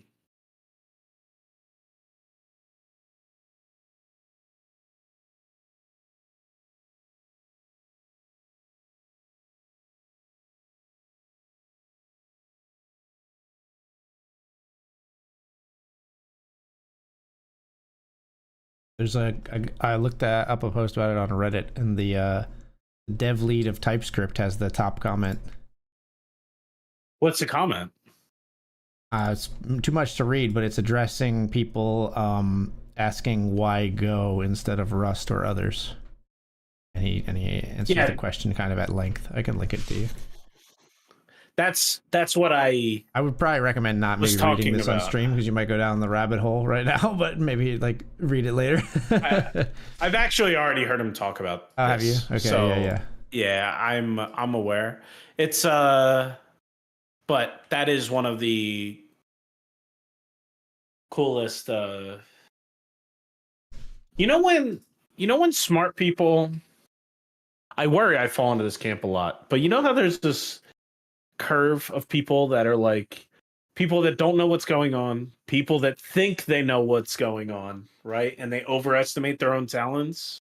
Right. And then the people that actually know what's going on, and it's like they're what they perceive of themselves fall off a cliff and slowly start doing Dunning-Kruger effect thing. Yeah, right. Basically. Right. Yeah. I have a buddy of mine that is a Rust expert, and when you get to his level of knowledge, this Rust expert or the person who actually made the change, when those two people look at this and they're like, it made sense. They did what makes sense, and like this is why they did it, and like that dude's a genius. And I'm sure if the creator of TypeScript ever met my friend, he would say that dude's really smart. But that probably will never happen. His conclusion is, he says, in our opinion, Rust succeeds wildly at its design goals, but being straightforward to port to Rust from this particular JavaScript code base is very rationally not one of Rust's design goals. He said it's not one of Go's design goals either, but in our case, given the way we've written the code so far, it turned out to be pretty good at it. So like Go wasn't made for that either, but it just happens to be that the way that they made the code, they could repurpose it for Go a lot easier than, or improve it with Go a lot easier. Yeah, they did one magic thing, but it's pretty clean. I couldn't believe it. And it's all open source, like Microsoft and Google, and it's not corporate garbage. Like you can actually go look at it and enjoy it and like learn from these people. So pure. Makes me hate everything else in the world, man. Like it makes open source in programming is one of the biggest wins. And I know it's got to go away for me to make real money, right? You can't make money selling open source things, but so cool when it's just a bunch of smart people that are like, hey, this is for us. Let's speak freely about it. Let's build the coolest thing. And they do. And that's why developer tooling is like the best open source communities in the world. Makes sense. Because nobody tries to make their money there. They all try to make their lives better there. And they just want everybody to kind of join in.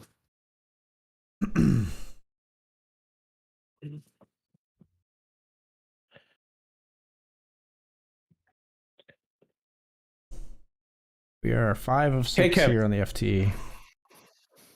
Good luck, my man. You still got tons of chips, though. That's a really deep FT. Yeah, it has been this whole time. Does it surprise you that 3 to 4 of the Pennsylvania regs get together and have coffee once a month? A little bit. I didn't see that coming. A little bit for sure. I really hope that one day I'm a part of it, but I didn't see it coming.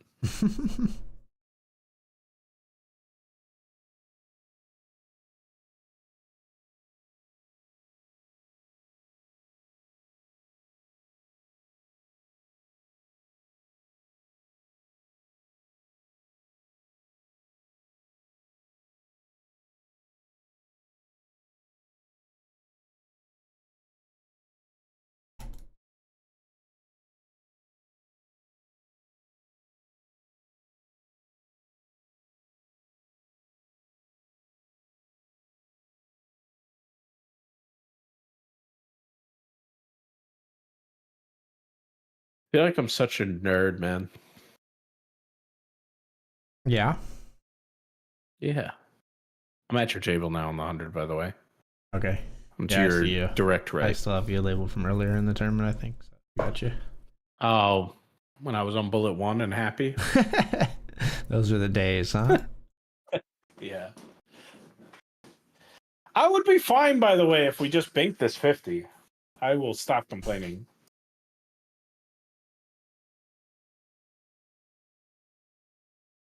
Whoever this Tobias person is, I like at the risk of complimenting one of these super regs, this dude is playing the table captain like a monster. 30% like PFR, just whoop, give me that. And it's a very good time to attack. It's like 13 big blinds by a bunch of different people.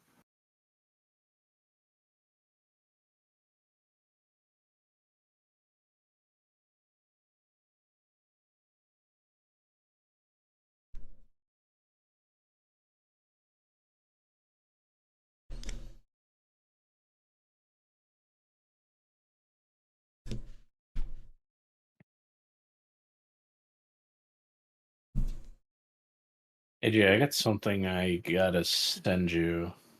Okay. Oh, never mind. It fixed itself. That was so weird. What was going on? Okay. I think I have crazy hotkeys going on, right? All streamers do. Sure. I think one of my hotkeys rewrote this label at the bottom of my player mural. Like instead of NIOPA, it just said the number 4. Weird. Which I'm going to try to recreate the entire time. Hold ace queen! No! Oh, why? Sorry, man. AG, please win the Benjamin because I will try, I have my 3 friend. bullets in there. I will try, my friend. 9th of 14, so we got work to do. I didn't even re-reg. That's how bad they beat me down.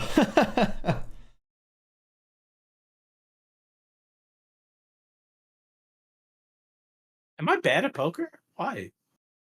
Why am I getting smoked? You got an ace queen versus ace deuce, brother. There, I don't think that's the one where you get to say, "Am I bad at poker?" Like if they snap you off with 4th pair, you question yourself, or if if you get but that's our biggest. When you get it in that good, I think that's poker player's superpower though, is only pick the spots where they look good. To complain, they never complain when they ship, 10-9 into ace-10 when they weren't supposed to. We are amazing mental gymnasts, us poker players. Wow, look at this savagery. Look at this savagery in this $50, man. Raise, 3-bet pile, 75, 55 effective. Gets called off. Just cold calls for 10. AG stacking chips over in his final table. Queens against kings. Oh. We in the money. Holy smokes. We actually get some back. Nice. $50 classic ITM. Did you change the color, or did that change because it turned into an FT or something? I changed it. Okay. That's fine. Because I wanted to show that it was money, but no, you can change it. That's fine. I just didn't. I thought it happened automatically. That's totally fine. All day check, please. No. No. Oh, why? Pop a check. Congrats, ITM. GG.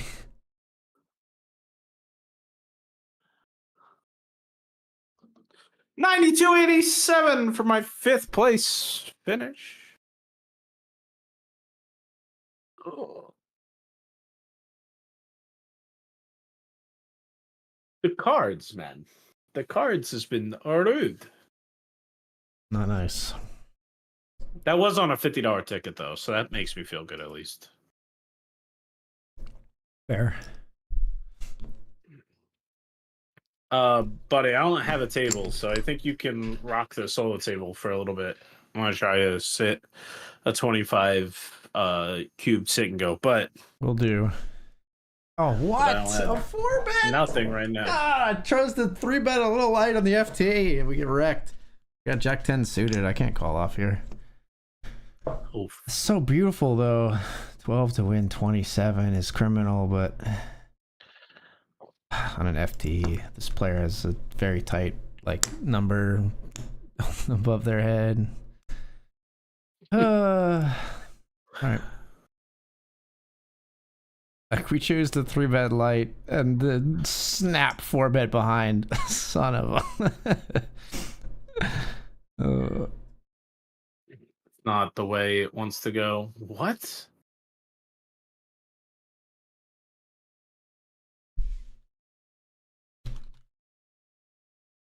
I'm on the one table scene.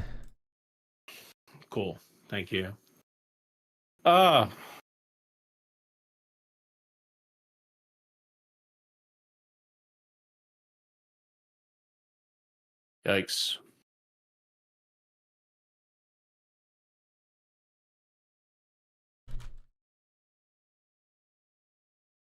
I'll get the king jack through. Dude, stacks are so close except for the chip leader here. You see these stacks on my table? The $20, yeah.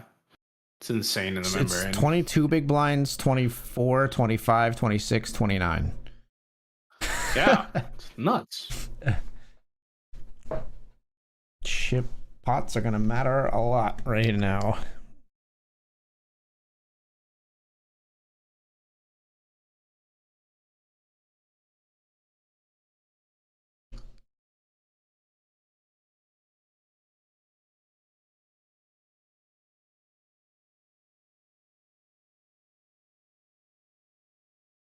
We'll take a walk. I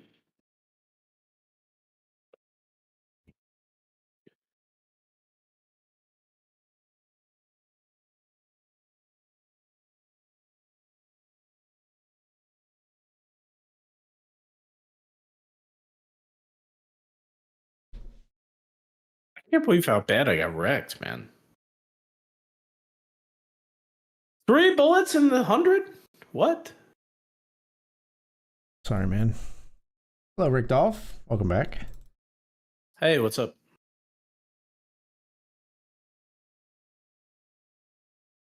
I am playing a cash game, but Good luck, good luck. I'll let you know if anything super interesting happens. Sure.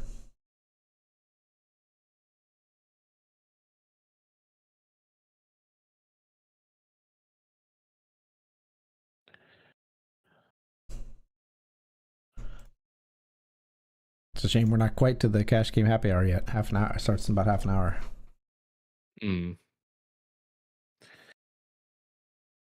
Hopefully we'll still be live then, because I'm going to win the Benjamin. Well, that would do it. That would keep me playing in the cash games, for sure. Assuming I don't get wrecked in here, too. I have King 9 on my cash game table, which you can't see, but I flop trips on 899. Call a bet. Jack on the turn. Their bets again. They down bet. They bet 1 big blind into 20.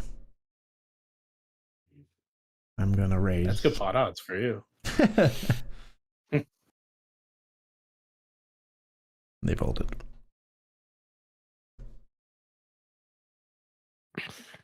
AJ, you want to see one of my favorite when you don't know what to ask for Christmas gifts? Sure. This is pretty expensive for what it is, but I think it's awesome. Okay. It is this Anker charger, right? Anker, right? I know Yeah, what you're Anker.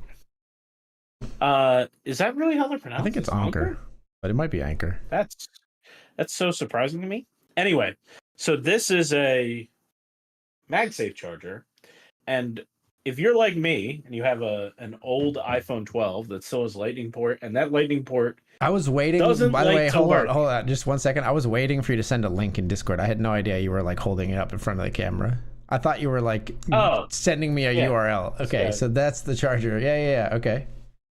Yeah, just one of these guys. This will charge up your phone a full charge, for sure. Yeah. And I just leave it in my nightstand. My end table. It has chargers in my end table, and whenever I need to charge my phone, it's just there. and it just MagSafes onto the back. I swear, it's just a chunky phone Yeah, with those are double the great. battery. I need one of those. Can you send me that link actually? Yeah, this is awesome. Definitely worth the I do money. like Anker. They make good charging stuff. I've had a few of their products and never been disappointed. I put it on my Elster. Your what? You guys don't use that Elster? Oh no, you've talked about that like last year, I think. I don't use Elfster. Yeah, so at Christmas, Danielle's family does. They only do two big things. They do two big like Pollyannas where you get a name drawn out of a hat, and they use Elster to kind of wish for certain things and stuff. And it's like $100 limit. Gotcha. Yeah. So Elfster's basically just like a website that is like Christmas list oriented. yeah, and people keep it up for their holidays, for their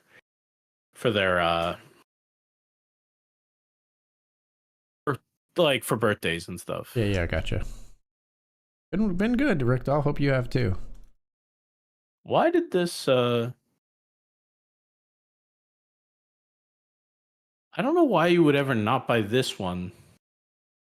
But it's only 25. Is this a knockoff? Anyway, this is the one I have, and it's great quality, I think. I think is the one I have. So I'm sending it now. Okay. And it's on sale. So do with that what you will.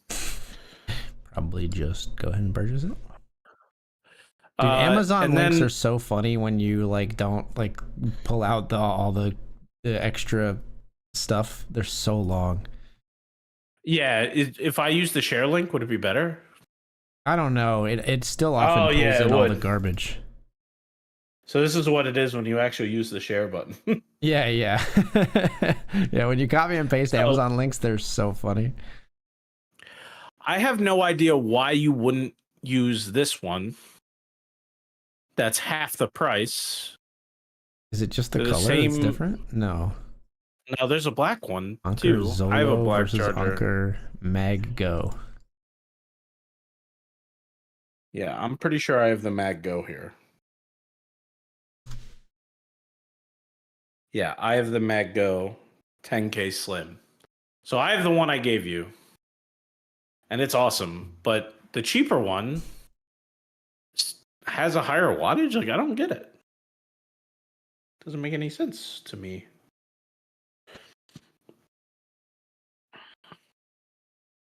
I think for half the price, it might be worth it to just buy the cheap one and see if it does what it is, but... Freemium Mag Go.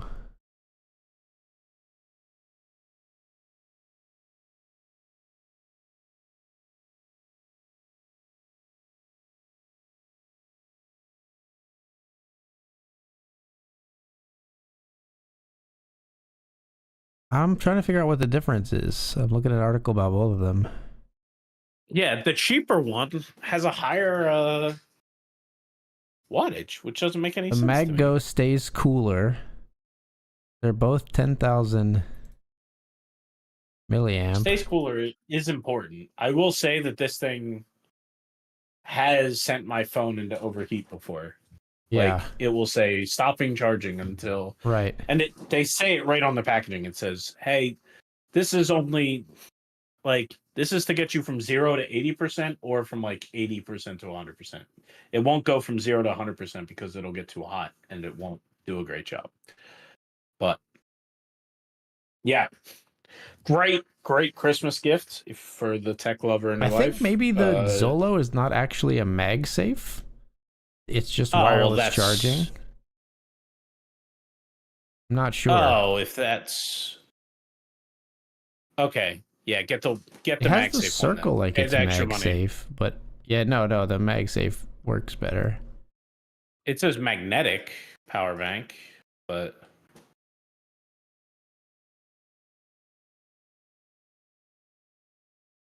yeah, if it's not MagSafe, don't get it.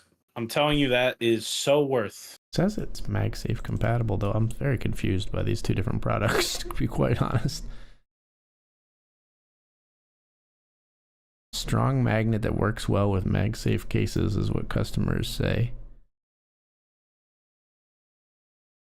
Weird.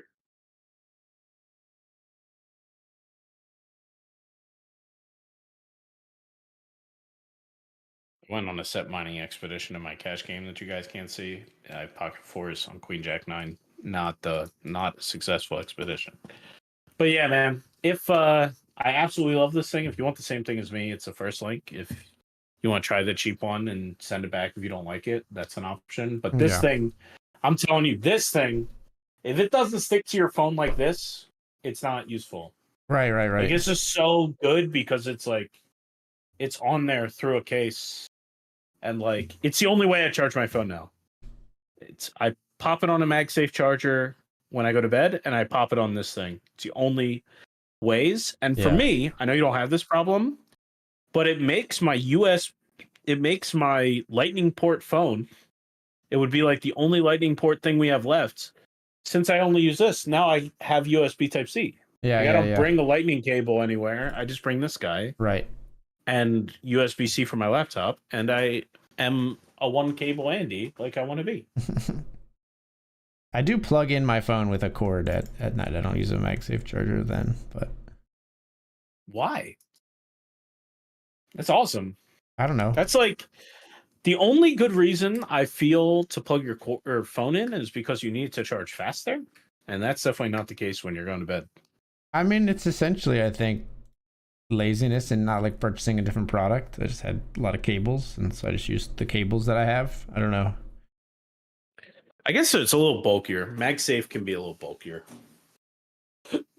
Like, all the things are like a stand that like tilts. It's and like the cord is just small footprint, up. right? It just comes up onto the nightstand, and the phone is just laying there flat. Yeah. But if your MagSafe is just like attached to your wall, or is like flat on your end table or whatever, MagSafe is definitely the nuts. Yeah. Especially if you're like me and you go to bed watching something on your phone, and like you just, because by the time you actually put your phone down, you're really tired. Yeah. Like, finding the cable and plugging it in. So much I usually harder. just watch stuff with it plugged in, to be quite honest. Oh, then you're good. That solves that problem, admittedly. It's somewhat annoying to have the cord poking out of it, but I've always dealt with it.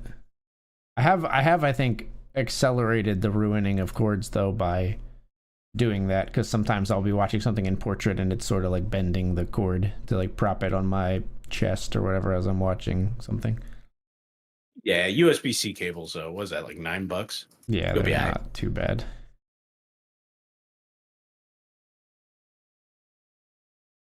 We've trended in the wrong direction here on the FT. We're 6 of 6. Mostly it wasn't, not really any big pots though. It was mostly really just that one 3-bet fold with Jack 10 suited. Well, player eliminated. We do ladder. $83 locked up now. It was a weird flop for sevens to stack off on.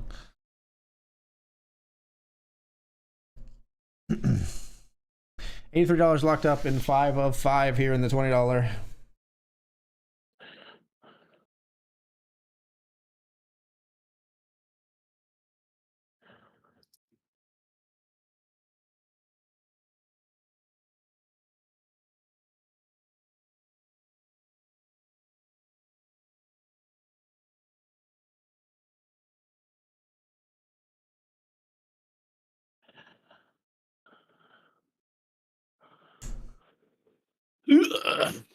Garbage, yo.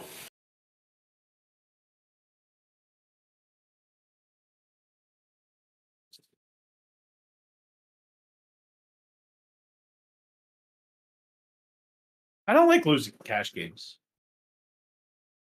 No? No, it's awful. Hey, dude, what's the number 17 on the BetRivers app mean? Number of bracelets held by one Phil Hellmuth. Took me a second. makes so much sense. What would that be?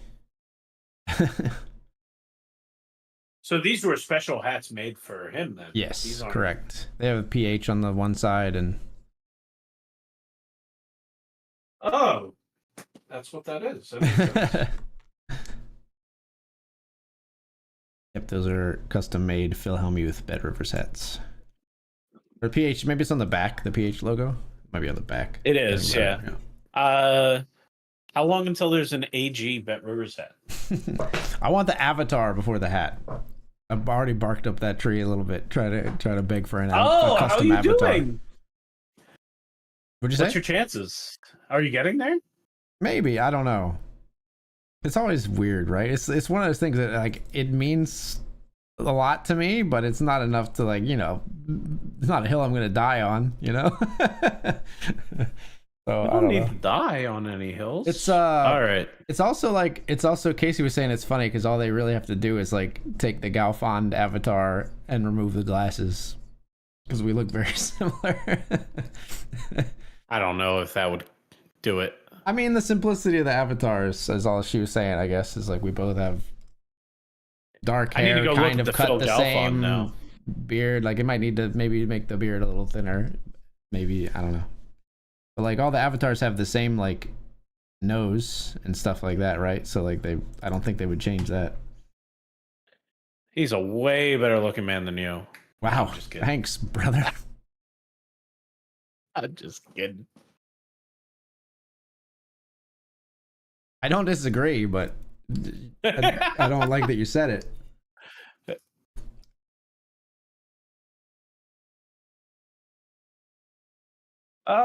Hold on. Stare straight at the camera. No, they gotta change a good amount. They gotta change a good amount? I think so, yeah. They gotta put a little gray in there. They gotta put fair. Glasses, yeah, that's definitely part of it. It's funny, like when I look at his avatar and I look at your face, I feel like they got to make his avatar a little smaller, like a little thinner to match you. But I look at Phil Galfond and I'm like, they kind of got to make it a little thinner to match him. So I think it's just they made it the width that it is because it makes sense. Because it looks good on the platform, you know? Right, sure. But Phil Hellmuth is funny. Yeah, Hellmuth is funny. I like that they gave him his gold headphones on the Hellmuth one.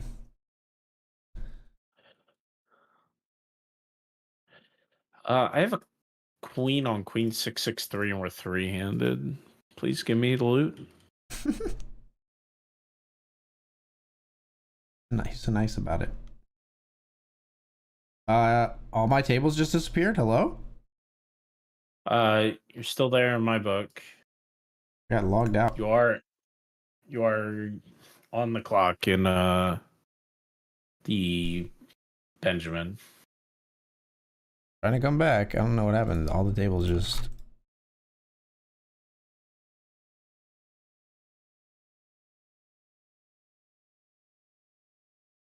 If you have the Fort 6, I'm going to be really sad, Martha. Shop. No! I can't take my seat. I'm going to restart the client, I guess. I'm not sure what's going on, guys. You're on the clock in both spots. Not to add pressure, unnecessary pressure. Trying to get there. All right, tables are coming back. Okay, I can't see my cards in the cash game, so I guess I fold.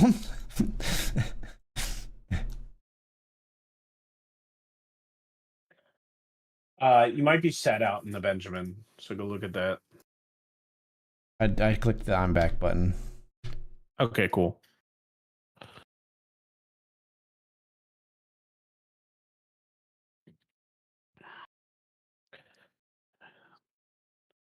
Yeah, the beard has to be a little to where they need to be here. The beard has to be a little thinner than Galfond's avatar too.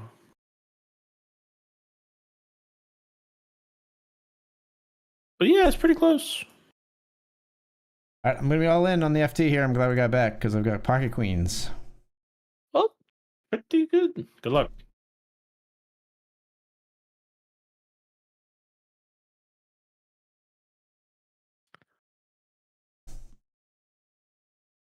How did you get a fold? Folds.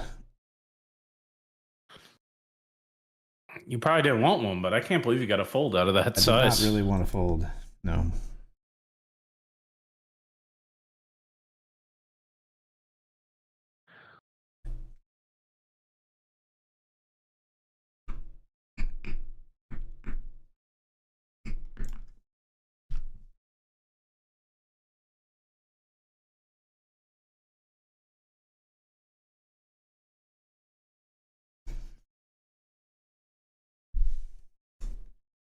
I gotta walk. Give me the loot. I'm winning in the cash game. Should I just sit out, take my 540 profit?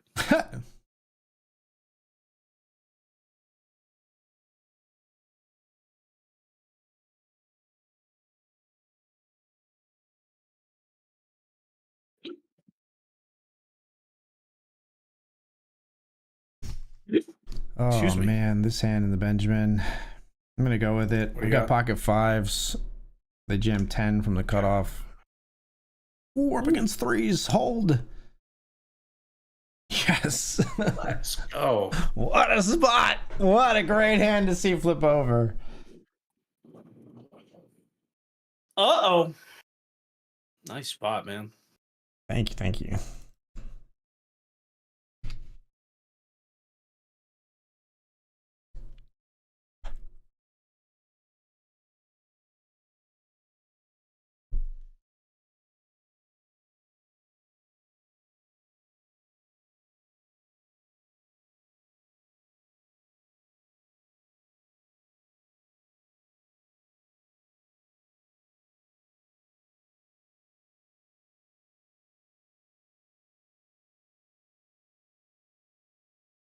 I'm gonna call here on the river if they jam now.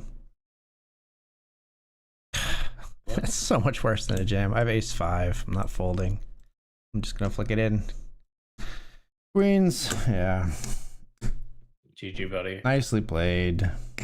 I mean, yeah, we floated flop and hit the 5. I led out and they just called. It looked super fucking strong the whole way, but I don't know if at any point I think I got too committed after the turn. Maybe we don't even lead. I don't know. Lead turn though. Yeah, so flop came, I defended ace 5 in the big blind. Flop came 10-10 deuce. They bet 1 big blind into 5. I called. Turn was a 5. I led 3 into like 7.5. They called. And then river was another 10. So we had 10-10-10 5 deuce on the board and we had ace 5. I checked and they bet 3/4 pot instead of putting me all in for 100% pot. Yeah, I agree. That looks. It's so worse. strong, but like, yeah. Everything they did looked so strong.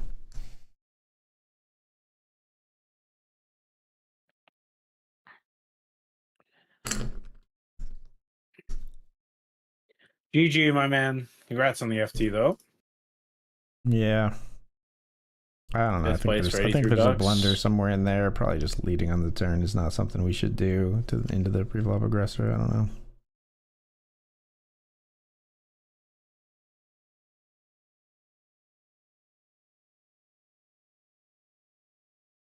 All right, focusing up on the Benjamin now. Registration closed for 20 minutes now. There are going to be 7 places paid. We are currently in 7th of 12.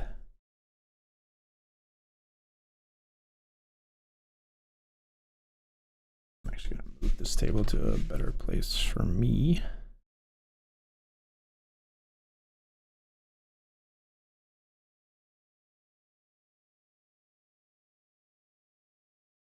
Mm.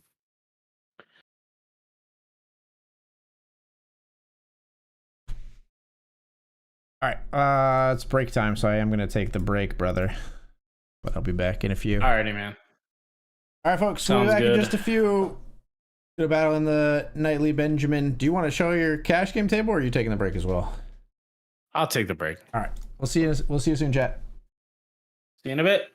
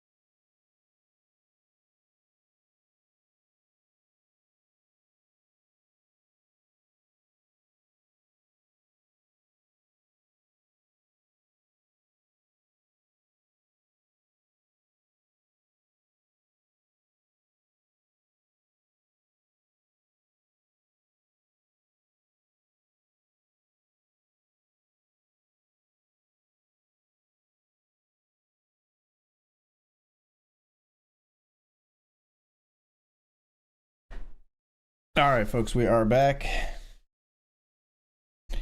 Ready to battle here in the Nightly Benjamin and still playing a cash game as well.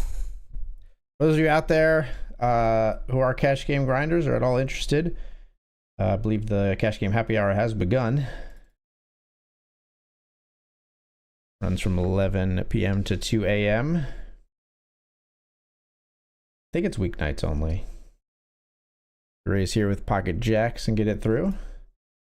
Let me look at the terms that BetRivers posted. Hey, man. What's up, man? I got some bad news. What's the bad news? I played one more hand after the break started. Yeah. And lost. Oh. Ace, king, kings for a buy-in. Oh, yikes. Sorry, man. Like $100, yeah. Yeah, man. Brutal. Yeah, the cash game happy hours are 11 p.m. to 2 a.m. Monday through Friday.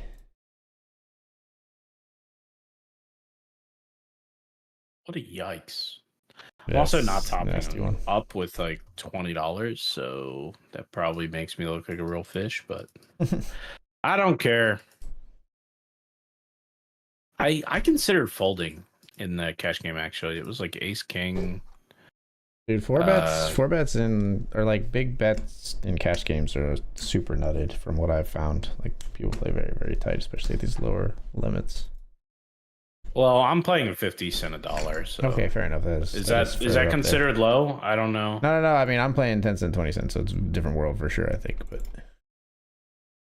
But yeah, it was. I was actually between jamming and folding, and I jammed. I don't know. It was. Yeah, I don't know.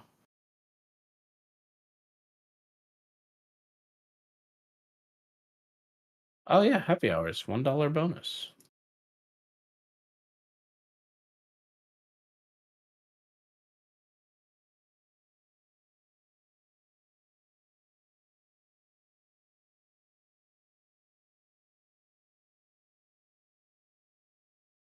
Bluffing on the river in the Benjamin with King Queen on 89875. Get down. Trying to bluff out our opponent's ace high hands, which I think there are many. We might have been bluffing with the best hand, but good board for our range, I think, we're in the small blind. Even better if we were in the big blind, but good in the small blind too, I think.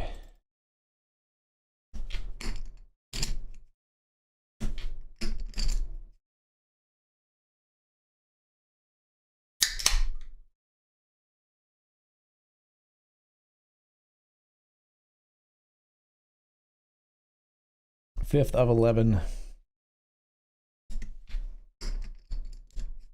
Not a bad spot.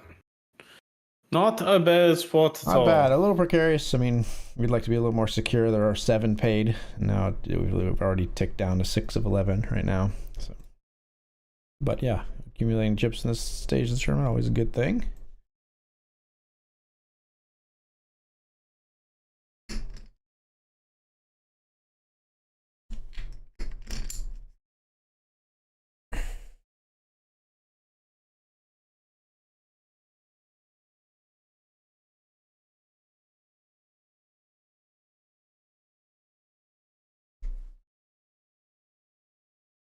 See, I even plugged my phone in here, man, at the desk. No, I can't do it. My standing desk has a USB port. It's just got a lightning cable plugged into it. Yeah, once you go MagSafe, man, you will never go back. I am confident I can convert you. Honestly.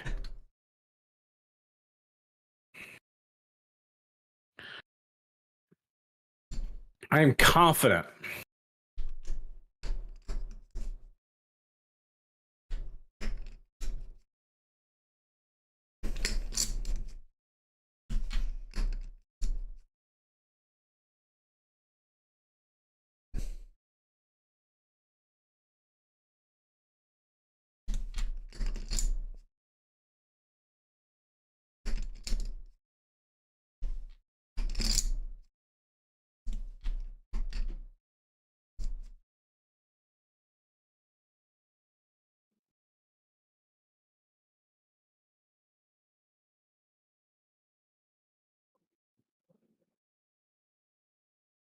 I saw a pretty cool like tweet this week about like a stream service that the guy had made called Stream Focus, which was it's just a really nice app to combine chats across multiple platforms. I'll send it to you. Yeah. But I was very saddened to find out that it's in like early access and he's charging for it. And I was like, man, like I don't know That's about all that.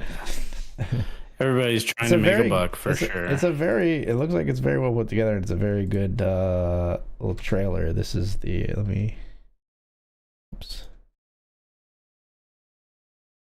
How much are they charging?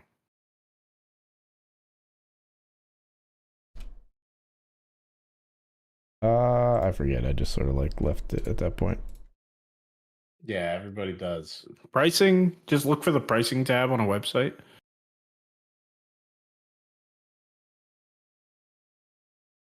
You click get early access. It's not even just that he's charging. It's $3. It says $3 per month. I don't want to have a monthly charge for this. Yeah, it's crazy. That is absolutely insane in the membrane. Oh, I forgot the Benjamin goes hand for hand. So like kind of early. 10 players remaining. We're hand for hand with 7 paid.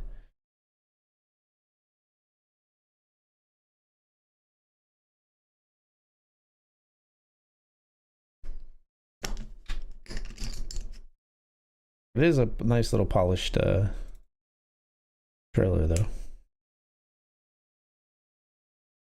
Yeah, no, I did go with that. I'm not gonna lie. Ace Jack jams gets called by King 10 on our Benjamin table. Shorty doubles.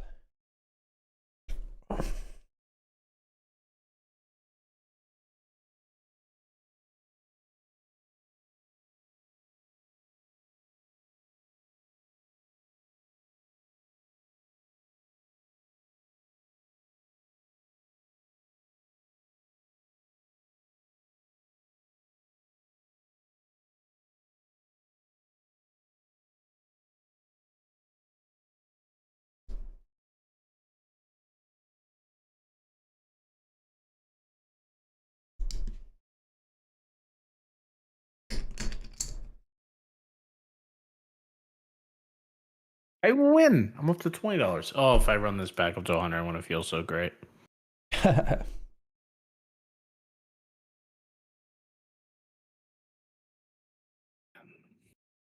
AG, I could build you this for 50 cents. I'm sorry. This does not warrant money. This is insane. This is so disrespectful to charge money for this. You think so? Yeah.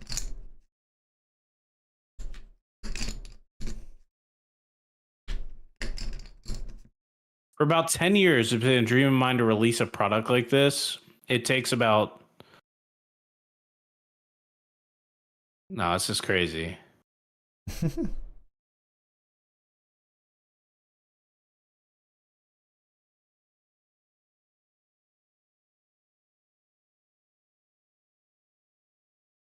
But my honest opinion is $10 a month is hard to swallow. This is $10 a month.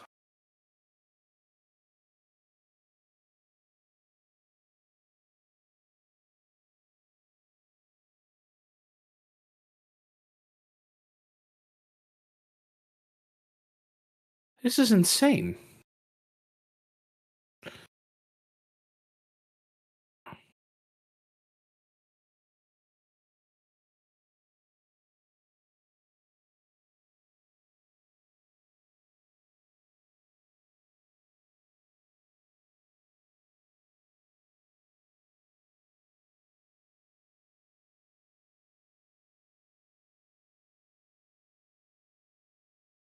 Dude, he's charging $3 a month to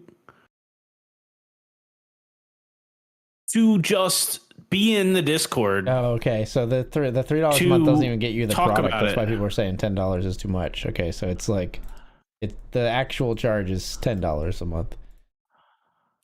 Oh, yikes, man. This is what I'm talking about. Like, people are just crazy.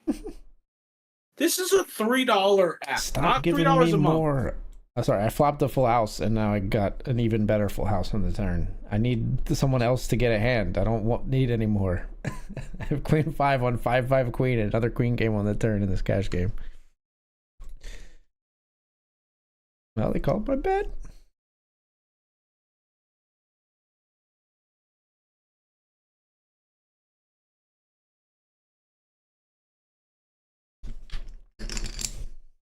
We got a little bit on the turn at least.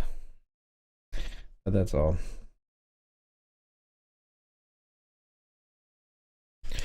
How hard is it to... Ugh. AG, you sent me something that made my blood boil. Sorry, man. That is the most ludicrous pricing I've ever seen. You can't charge there. I've never, ever, ever, ever, ever, ever, ever in my life seen someone with the audacity to have a tier of their application that doesn't give them access to the application. Yeah, right. That is absurd. That is the most absurd thing I've ever seen. Could you imagine a honestly, Kickstarter I just assumed when I looked like, at it that it was $3 a month, and that was still too much for me to like. I don't want another monthly fee. I'm out, and I just didn't even realize that it didn't give you the product. Yeah, that's insane. Could you imagine if there was a Kickstarter and they were like, "Hey, it's $150 for the Kickstarter tier that gets you the product, but there's a $30 tier that will get your name on the list." I would be insulted. Yeah, we'll put your name in the box or something. Oh my gosh, what? It makes me just want to make it out of spite. Like, that is really funny that the $3 tier doesn't even get you. It's early access, so maybe the guy will have a free tier, and if he has a free tier, it's fine. He did say in one comment that he wants to have a free tier after the early access, and he said the end goal is a free base version with optional enhancements for members. For now, though, since it's still early, I want to start slow and avoid an unmanageable influx of users. So he's saying that the reason he's charging is partially because he just wants to be able to build it from, like, onboard people slowly and not have it be overwhelmed or something. But if he's... Whatever, like, I mean, take that for what it's worth, I suppose. It's reasonable if he's doing all this server side, but he shouldn't be.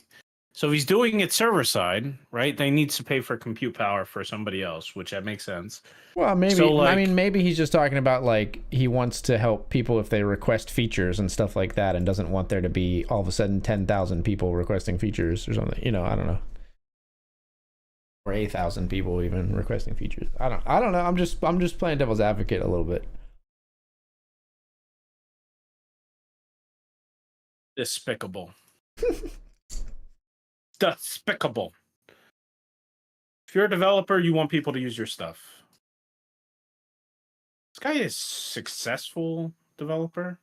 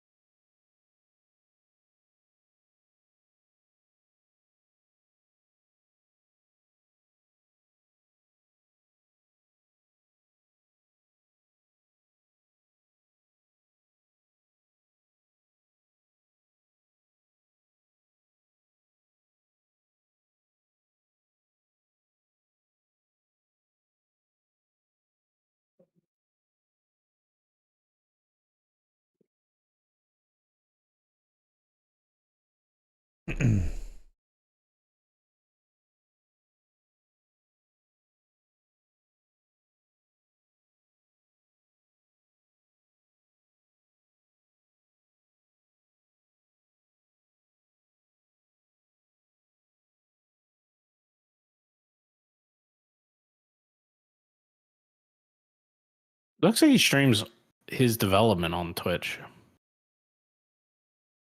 Interesting.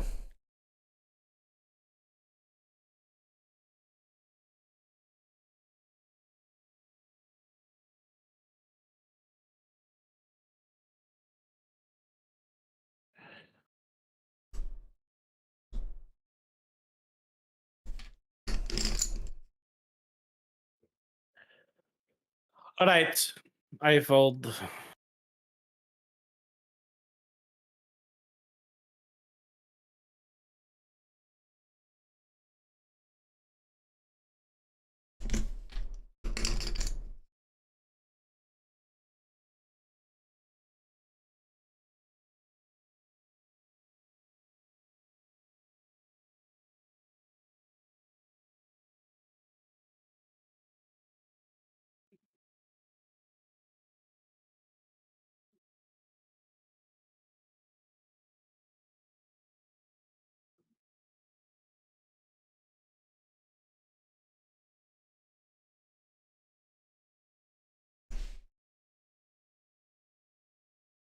Ooh, it's tough to turn $12 back into 100. Does seem difficult.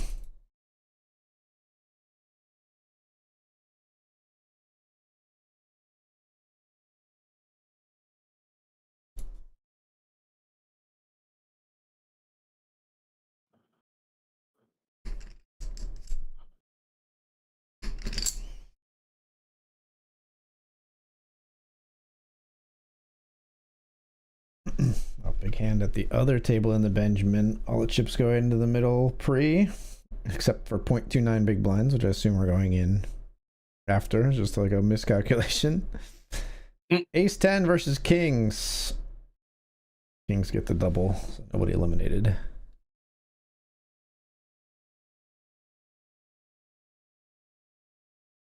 Back to our table, short stack, jamming here on the river on 7, ace, ace, 8, 9, and getting put all in. Woo! 10 jack gets there. What a river! Wow. That's insane. What was the action in this hand? They defended their blind and then called Jack 10 on ace 7. I think a lot of players would just fold right there, but they did float on ace 7. We went check on the 8 turn and then bet and then put them all in on the 9 river. Wow. Jack 10 floats the ace 7 flop and then gets runner as the ace king plays slow on the turn, letting them get there. Wow. I don't fault the ace king, by the way. I'm not trying to say they made a huge mistake playing slow there or anything, but wow. Weird hand of poker for sure. 100%. I can't believe you showed up with that. Yeah. The flop float is a bit, unexpected.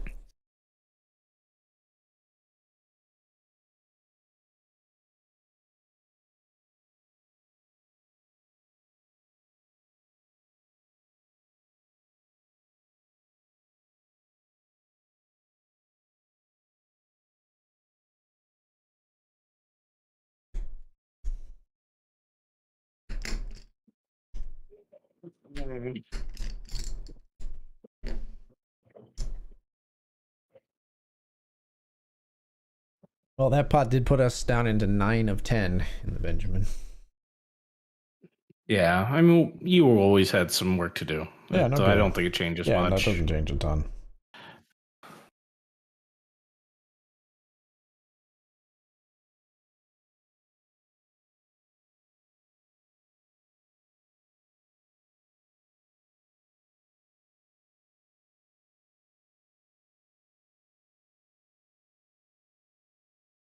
I feel like this cash game has gone so slow. Oh, yeah. Do you have anything here? No, I can't call. I have 7-6 offsuit, but the chips will be in there with Arlo getting them in here. So let's see what they got. All right. Free roll? Okay. Oh, chop it up.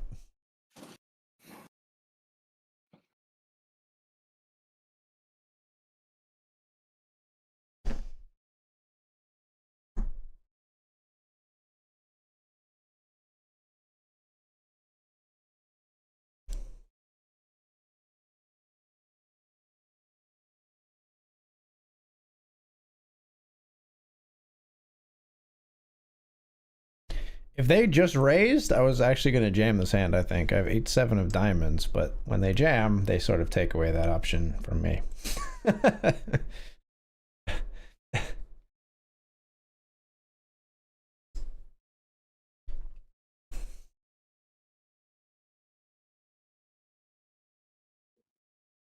Funny thing is, if they're jamming correctly there, our 8-7 suited should be flipping with a bunch of their range. Should be jamming the Probably. Like 2s, 3s, 4s, 5s, 6s. I don't think that means I don't think that means we call off, but right, I'm with you still. I don't think that means as much as it should mean. Right, yeah.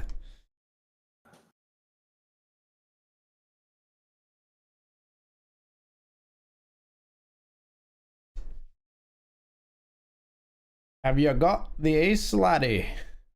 I'm in the cash game. You can't see this one, but I've got the Queen of Clubs and the King of Clubs is out there. Did not Based have the on ace your because they did not raise when we value BetRivers, so they did not have the ace. Nice. They did call, however, with the 9 of clubs.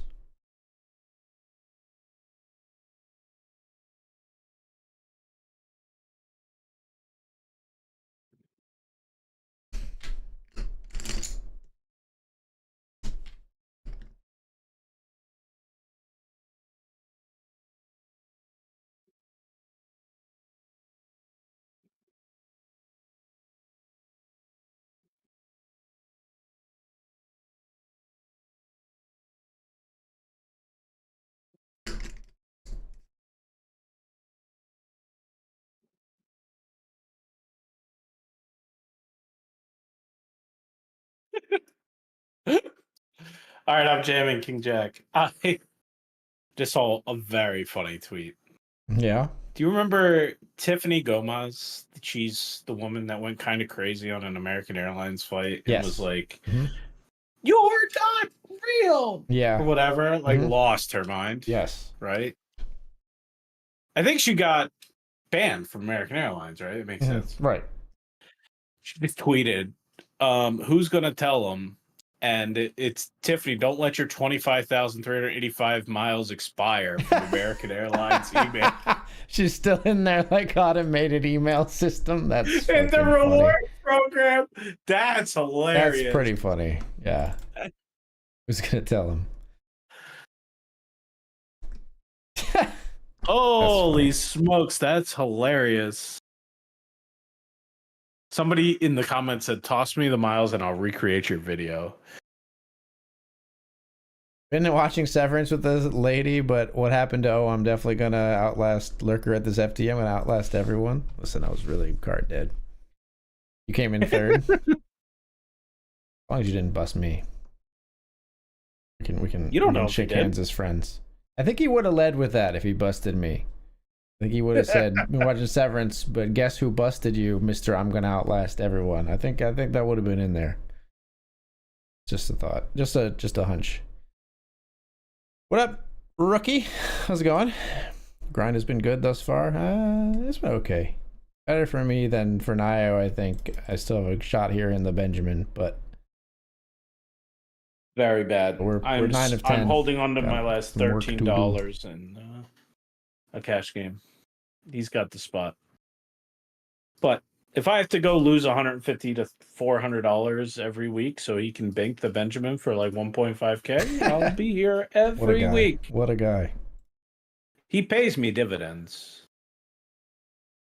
He reimburses me when he banks the Benjamin. Is that right? I wish. The check is definitely good. It's definitely not going to bounce.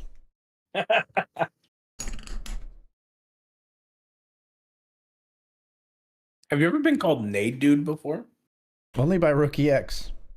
I like it. Exclusively by Rookie X. It's a good one. All right. I mean, I think we jam. We got Queen 7. EVB. Easy game. Rare that the two bigger stacks here have let me be first to act. So we're happy to take advantage of that. BetRivers might be your new jam. AG would like to screenshot that and send it to some people. Is that cool with you? Yes.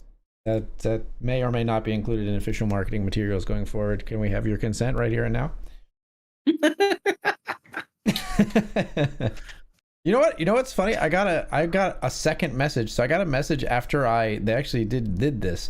I got a message from Atlantis, Bahamas after I posted the dolphin excursion that Casey and Eden and I went on, and they asked if they could use one of my pictures.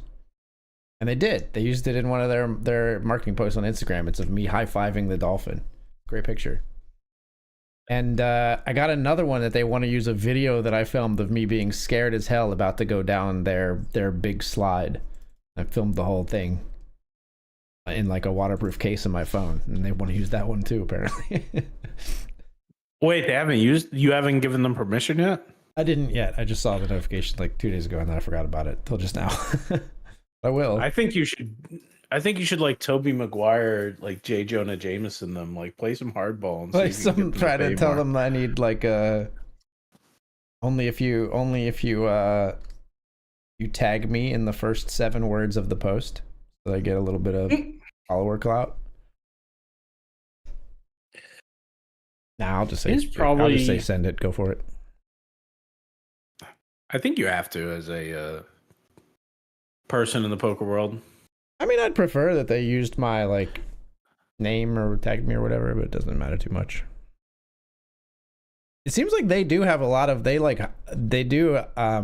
my content was not this polished, but it seems like they do either pay or contract or reach out to some influencers to visit their resort, because they have a lot of like, it'll be like at Jennifer blah blah visited Atlantis, Bahamas, and it's like her little vlog of walking through, and like Atlantis is sharing it, and I feel like it's some kind of like little paid partnership. You get a free trip to the Bahamas if you vlog about it, kind of deal. That would be pretty. Yeah, you're working your way. I don't really want to be a travel vlogger. I don't think. I don't think I'd be very good at it, and I think it'd be too much work. But you know, there definitely would be the perk of getting free travel. Yeah. I'm out of that cash game, man. I lost $100 there too. Brutal. Sorry, dude. Wow. Player jams here. Limp jams, I think. It was like limp and then button raise. Now a jam. It's just the big blind, right? Oh no, you're right. You're right. It was okay. I read that wrong. It was raise. It was just a 3-bet jam. Just read the positions wrong.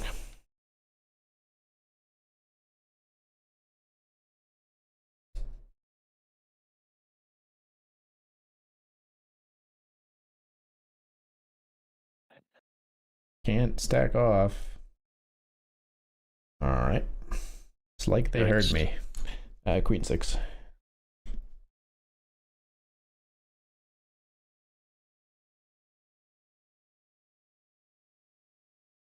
Not digging the stack distribution. Some players at the other table have kind of accumulated chips, which has put us in a pretty cemented 9 of 10 right now. We're at definitely cemented 9 of 10 because 10 of 10 is next to me with 1.5.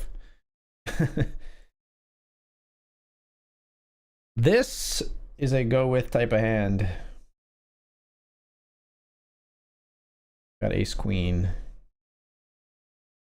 Good luck.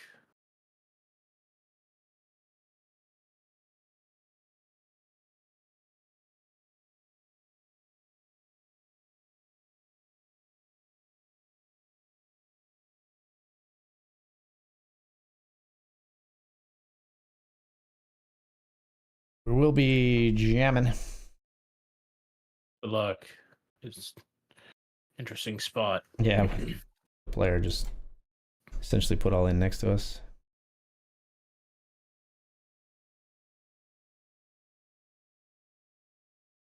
Figure stack folds. The Doyle. Clean. Nice. All right, we take those. A little something, something. Not the full double we might have liked better, but we get the elimination, closer to the money. 9 of 9 now. Dr. Dad Poker coming in with a rate of 59 viewers. Welcome, my friend. Hope you had a great stream, dude. Hey, Saw Dr. you on Dad. What up? one special live streamed cash game recently, and I thought you did a great job. It was very entertaining. I watched almost all of it. I was up after the stream, actually playing the BetRivers cash game happy hour, and just watching Dr. Dad Poker, sitting with some amazingly famous poker people. What a clip, man. The best clip farm of all time when he gets Phil Helmut to fold the job. I wanted Holy him to smokes. windmill the. It's amazing. I wanted him, Dr. Dad, to windmill the cards out there so bad. He has too much class. I know he does, but I was just hoping he would like throw in a little needle there, a little line. Oh my lord. Ah! Chef's kiss. I'm so happy for you, Dr. Dad. Well done, man. Congrats on the score. Congrats on everything. That was awesome. Yeah. I take it you watched at least some of it too now, maybe just highlights or clips or whatever, but some of it, and I mean, like I said, yeah, the clips are good enough. Yeah, man. There's some So awesome stuff in that one. I felt like he was in like, maybe it's because the algorithm knows I'm a huge Dr. Dad fan, but like I literally every clip I saw from that game was him. Yeah. So that was I don't know. I was surprised. Felt like he was in every major spot.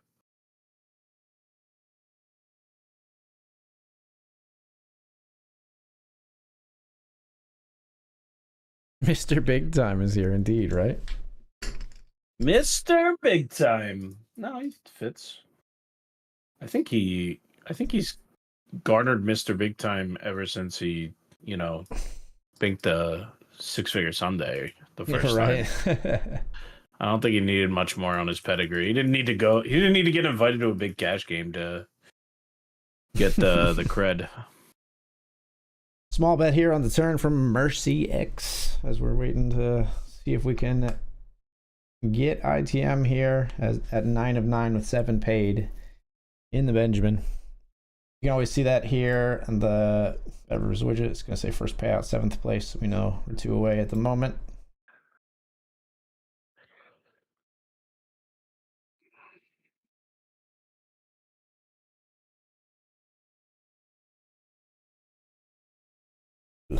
I fold the 4-3-0, I suppose. Not supposed to get that. Don't like folding the big blind here. Yeah, you should try to get better cards. That is not the time. The funny thing is, I am trying. Just not very good at it.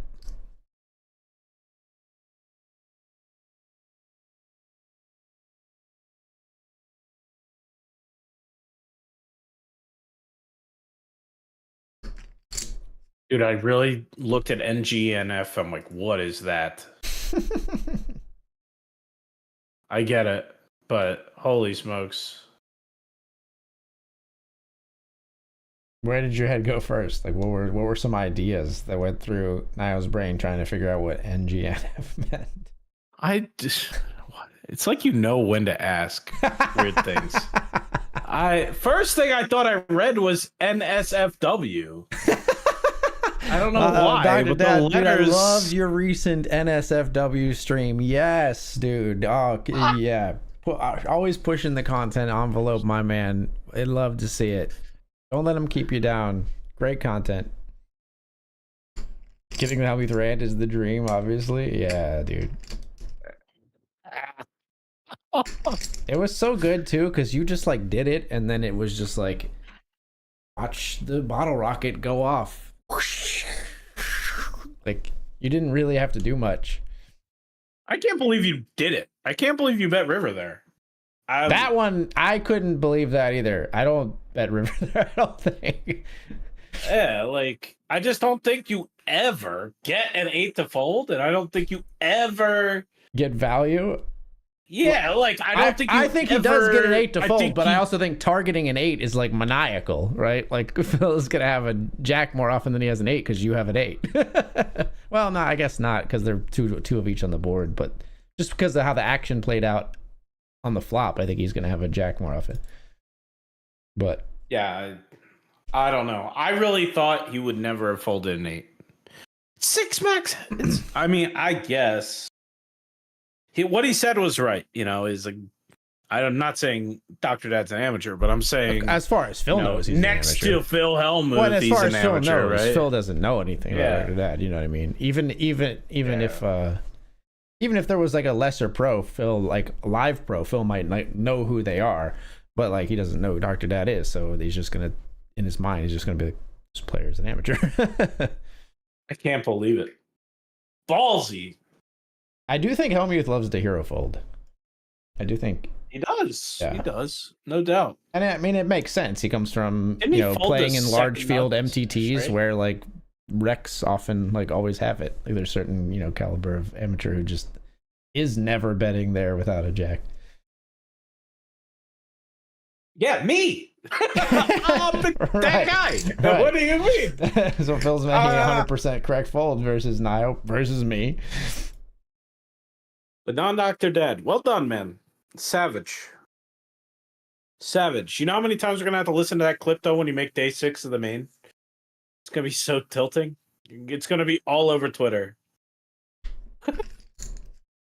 Just how the poker Twitters work. Ugh. Did not want to see the 3-bet on this hand. What do you got? We raised Queen Jack O. Four-handed. So weird. Can't stack off.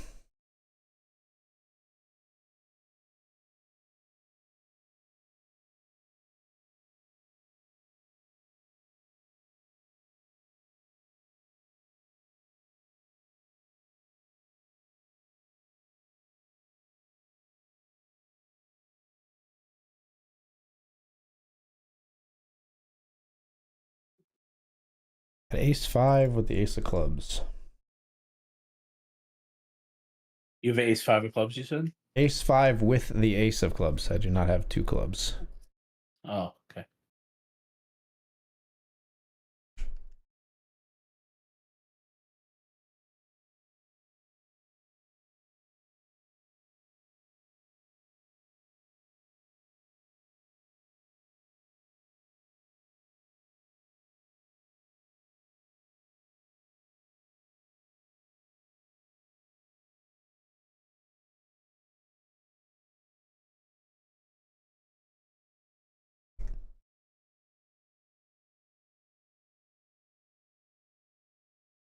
Will you let me limp?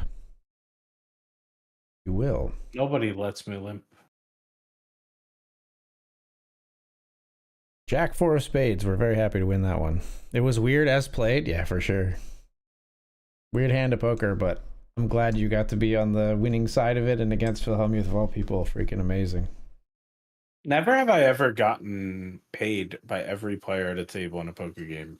Yeah, dude. $100 You know thing. what I thought was very classy at that game? Actually, I'm going to be all in here, so I'm going to have to shut up for a second. All right, king or queen, offsuit. All in with king, queen in the Benjamin. Get it through. I thought that Nick Wright the sportscaster had some really classy moves. One of the things he did was he won that thing where it was everybody gives him $100 and he just said, give it to the dealer. I was like, I got to remember that if I'm ever in that kind of situation. It was money he didn't know he was going to win a second ago. And he was just like, everybody give it to the dealer. I was like, damn. Smooth. Classy move. That's a classy move. Yeah. I'll give him that. Also, I understand that, I understand that a lot of people are playing in a situation where maybe they were staked or maybe something different or whatever. But never have I ever tipped $600. I'm sorry. I haven't. I don't ball like that. So yeah, right. Even though it's a very classy move, I still can't imagine myself tipping $600. Yeah. So kudos to him. I just hope I'm in that position. I wouldn't do it normally either. I just think like it's that weird variable of like, if you commit yourself that I'll do this if this happens, then like it's like the money never existed. You know what I mean? I get that. That's a fair take.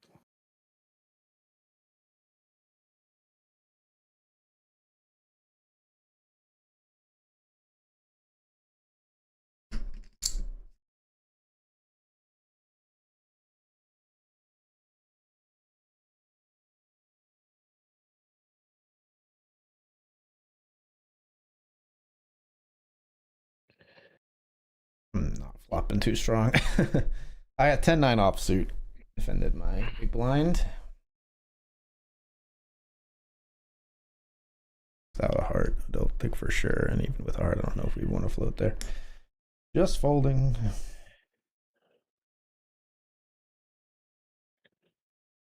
We will be all in pre this hand. Got ace queen. Good luck, ace queen.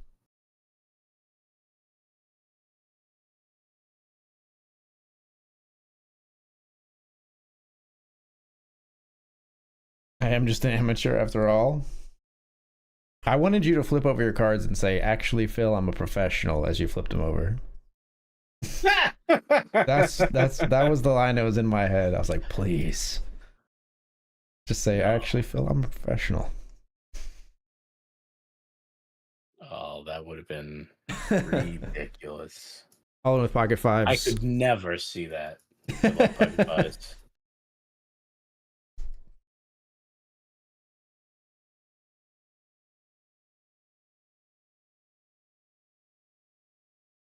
That's the difference between me and Dr. Dad.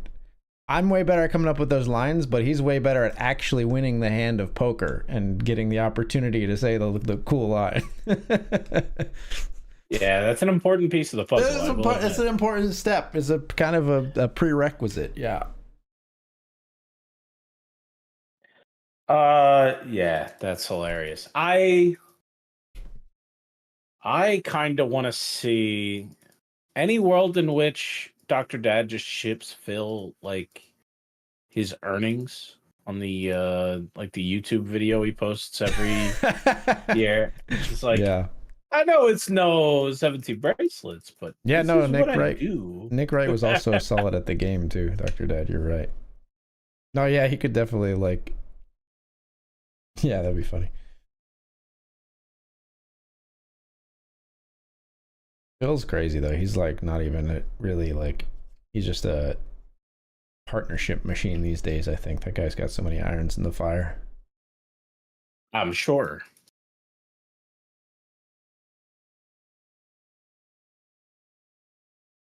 Just part of the business, you know. Big bet here on the river. All in for Sage C on 6 Queen 4 3 3. Mercy in the tank folds.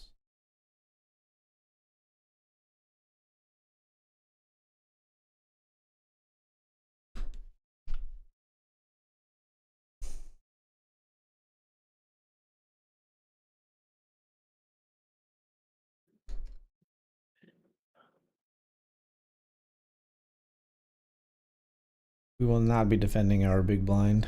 Praying for a walk. We got the 7 deuce. You wimp.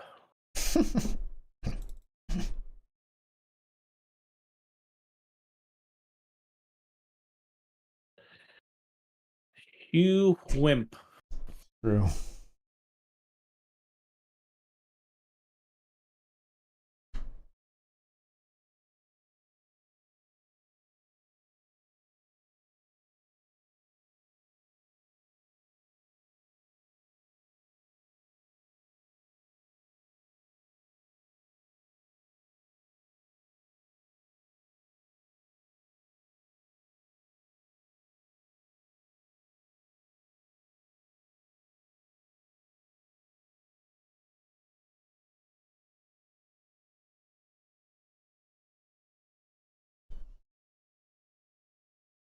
Waiting on the other table to Benjamin. There's 15 big blinds in the middle at the other table. 4, 8, 10, 3. 3 clubs on the board.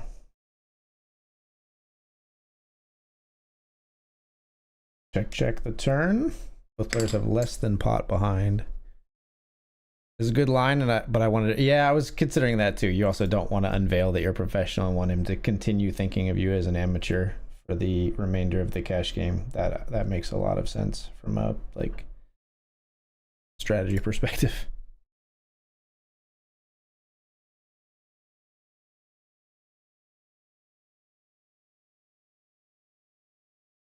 You are, but yeah, that's fair. Yeah.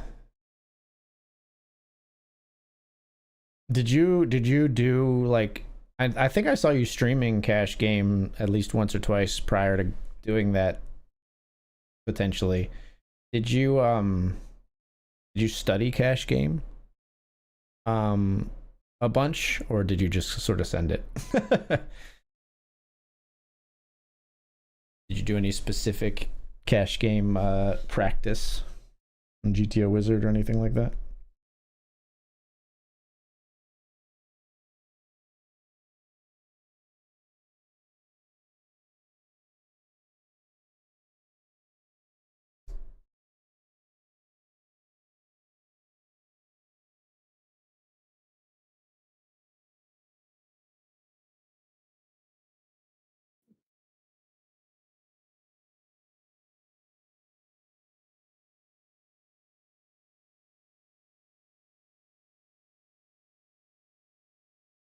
Mm.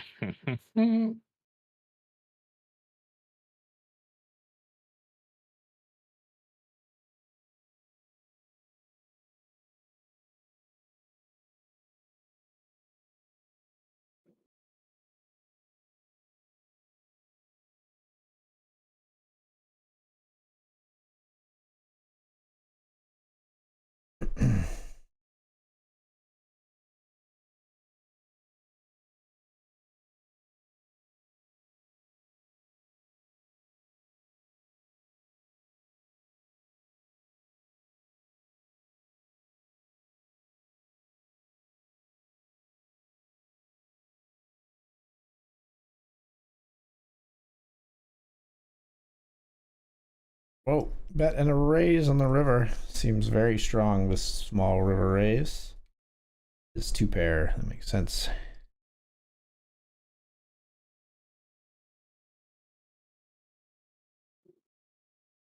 Uncomfortable one, but I do think I'm all in with Queen Jack this time. Opened it off of 12. Here we jam off of less than 10. Don't really want the call.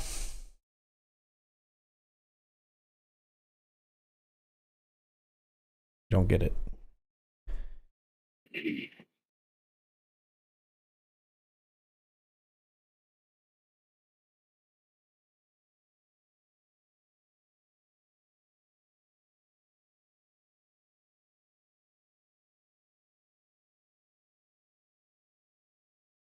Man, you've been hand for hand forever. Jeez. Takes a long time in this Benjamin, man.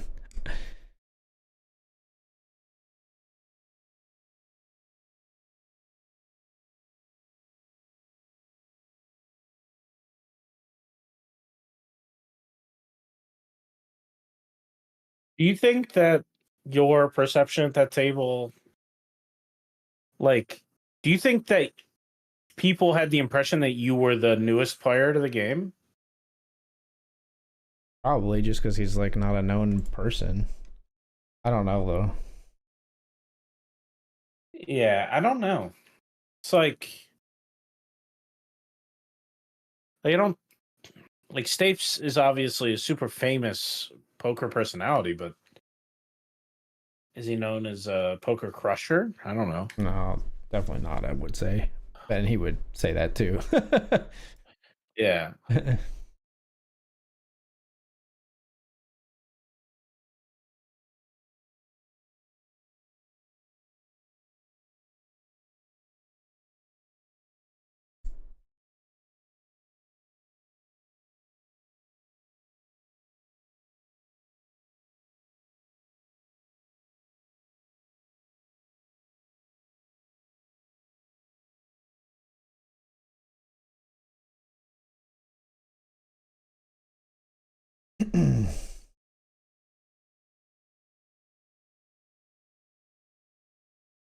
Give a walk, sadly there. Got 4 deuce offsuit.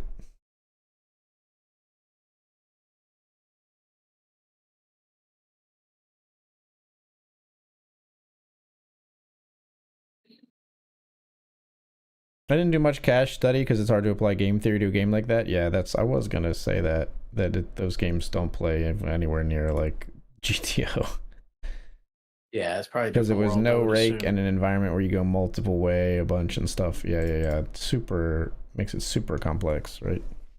Like not like How to much the you point where win you can't again? even possibly study. Like you can just sort of maybe the best thing to do is look up clips of some of the players and see if you get any inkling of like, oh, they're capable of this, they like to do this kind of thing. But talk some with DK though. Yeah, there you go. Good resource. He's been in some of those spots. Yeah, no, that's a good idea. Hmm? I think there's too much equity in this hand. I think we can get folds here sometimes, but it's not always not extremely likely. But we got Jack 10 suited. I think we gotta ship it in. Good luck, good luck. We get some flips against smaller pairs, but I think they jam a lot. We'll see what they might show up with here, but we're jamming. I think sometimes we do get it through. We'll run it against ace 9. Get there. Oh, jeez. Those quads. That's just quads or a boat or whatever way you want to. We were dead on the turn, but they just twisted the knife. GG, man. Yeah, we bubble essentially. 9th with 7 paid. All right, folks. Obviously not the outcome that we wanted, but that is going to wrap the stream right there. Thank you, folks, guys, for the big raids tonight. Dr. Dad Poker and Aaron Baroni both sending over huge raids, as well as Dr. Dad, Modern Lurker with the resubs. Appreciate you guys. I am gonna retire for the evening. I believe Nio as well, but thank you so much for joining us. Nio, when can folks maybe find you live next? I'm probably gonna be live next with you next Thursday, but I do want to say I'm getting pretty close to something I've been working on. I feel like I've teased it for quite a bit, so I'm not gonna tease it too much longer, but something's a brewing. Always something going on, and hopefully people like it. We'll Nice. see if they do. How about you, man? I'll actually be live tomorrow night. I've been on a pretty regular cadence these days, streaming Sunday, Monday, Thursday, Friday. So I've been liking the Friday night stream. So I'll be live tomorrow night and then back again Sunday. So come right back here tomorrow night for another BetRivers stream, and hopefully we'll break through the Benjamin bubble this time. Thanks so much, everyone. We're gonna find somebody to pay it forward to with the wonderful raids that people have sent our way tonight. So stick around and show some love in the raid. We'll see you next time. Peace. Later. Later, everybody.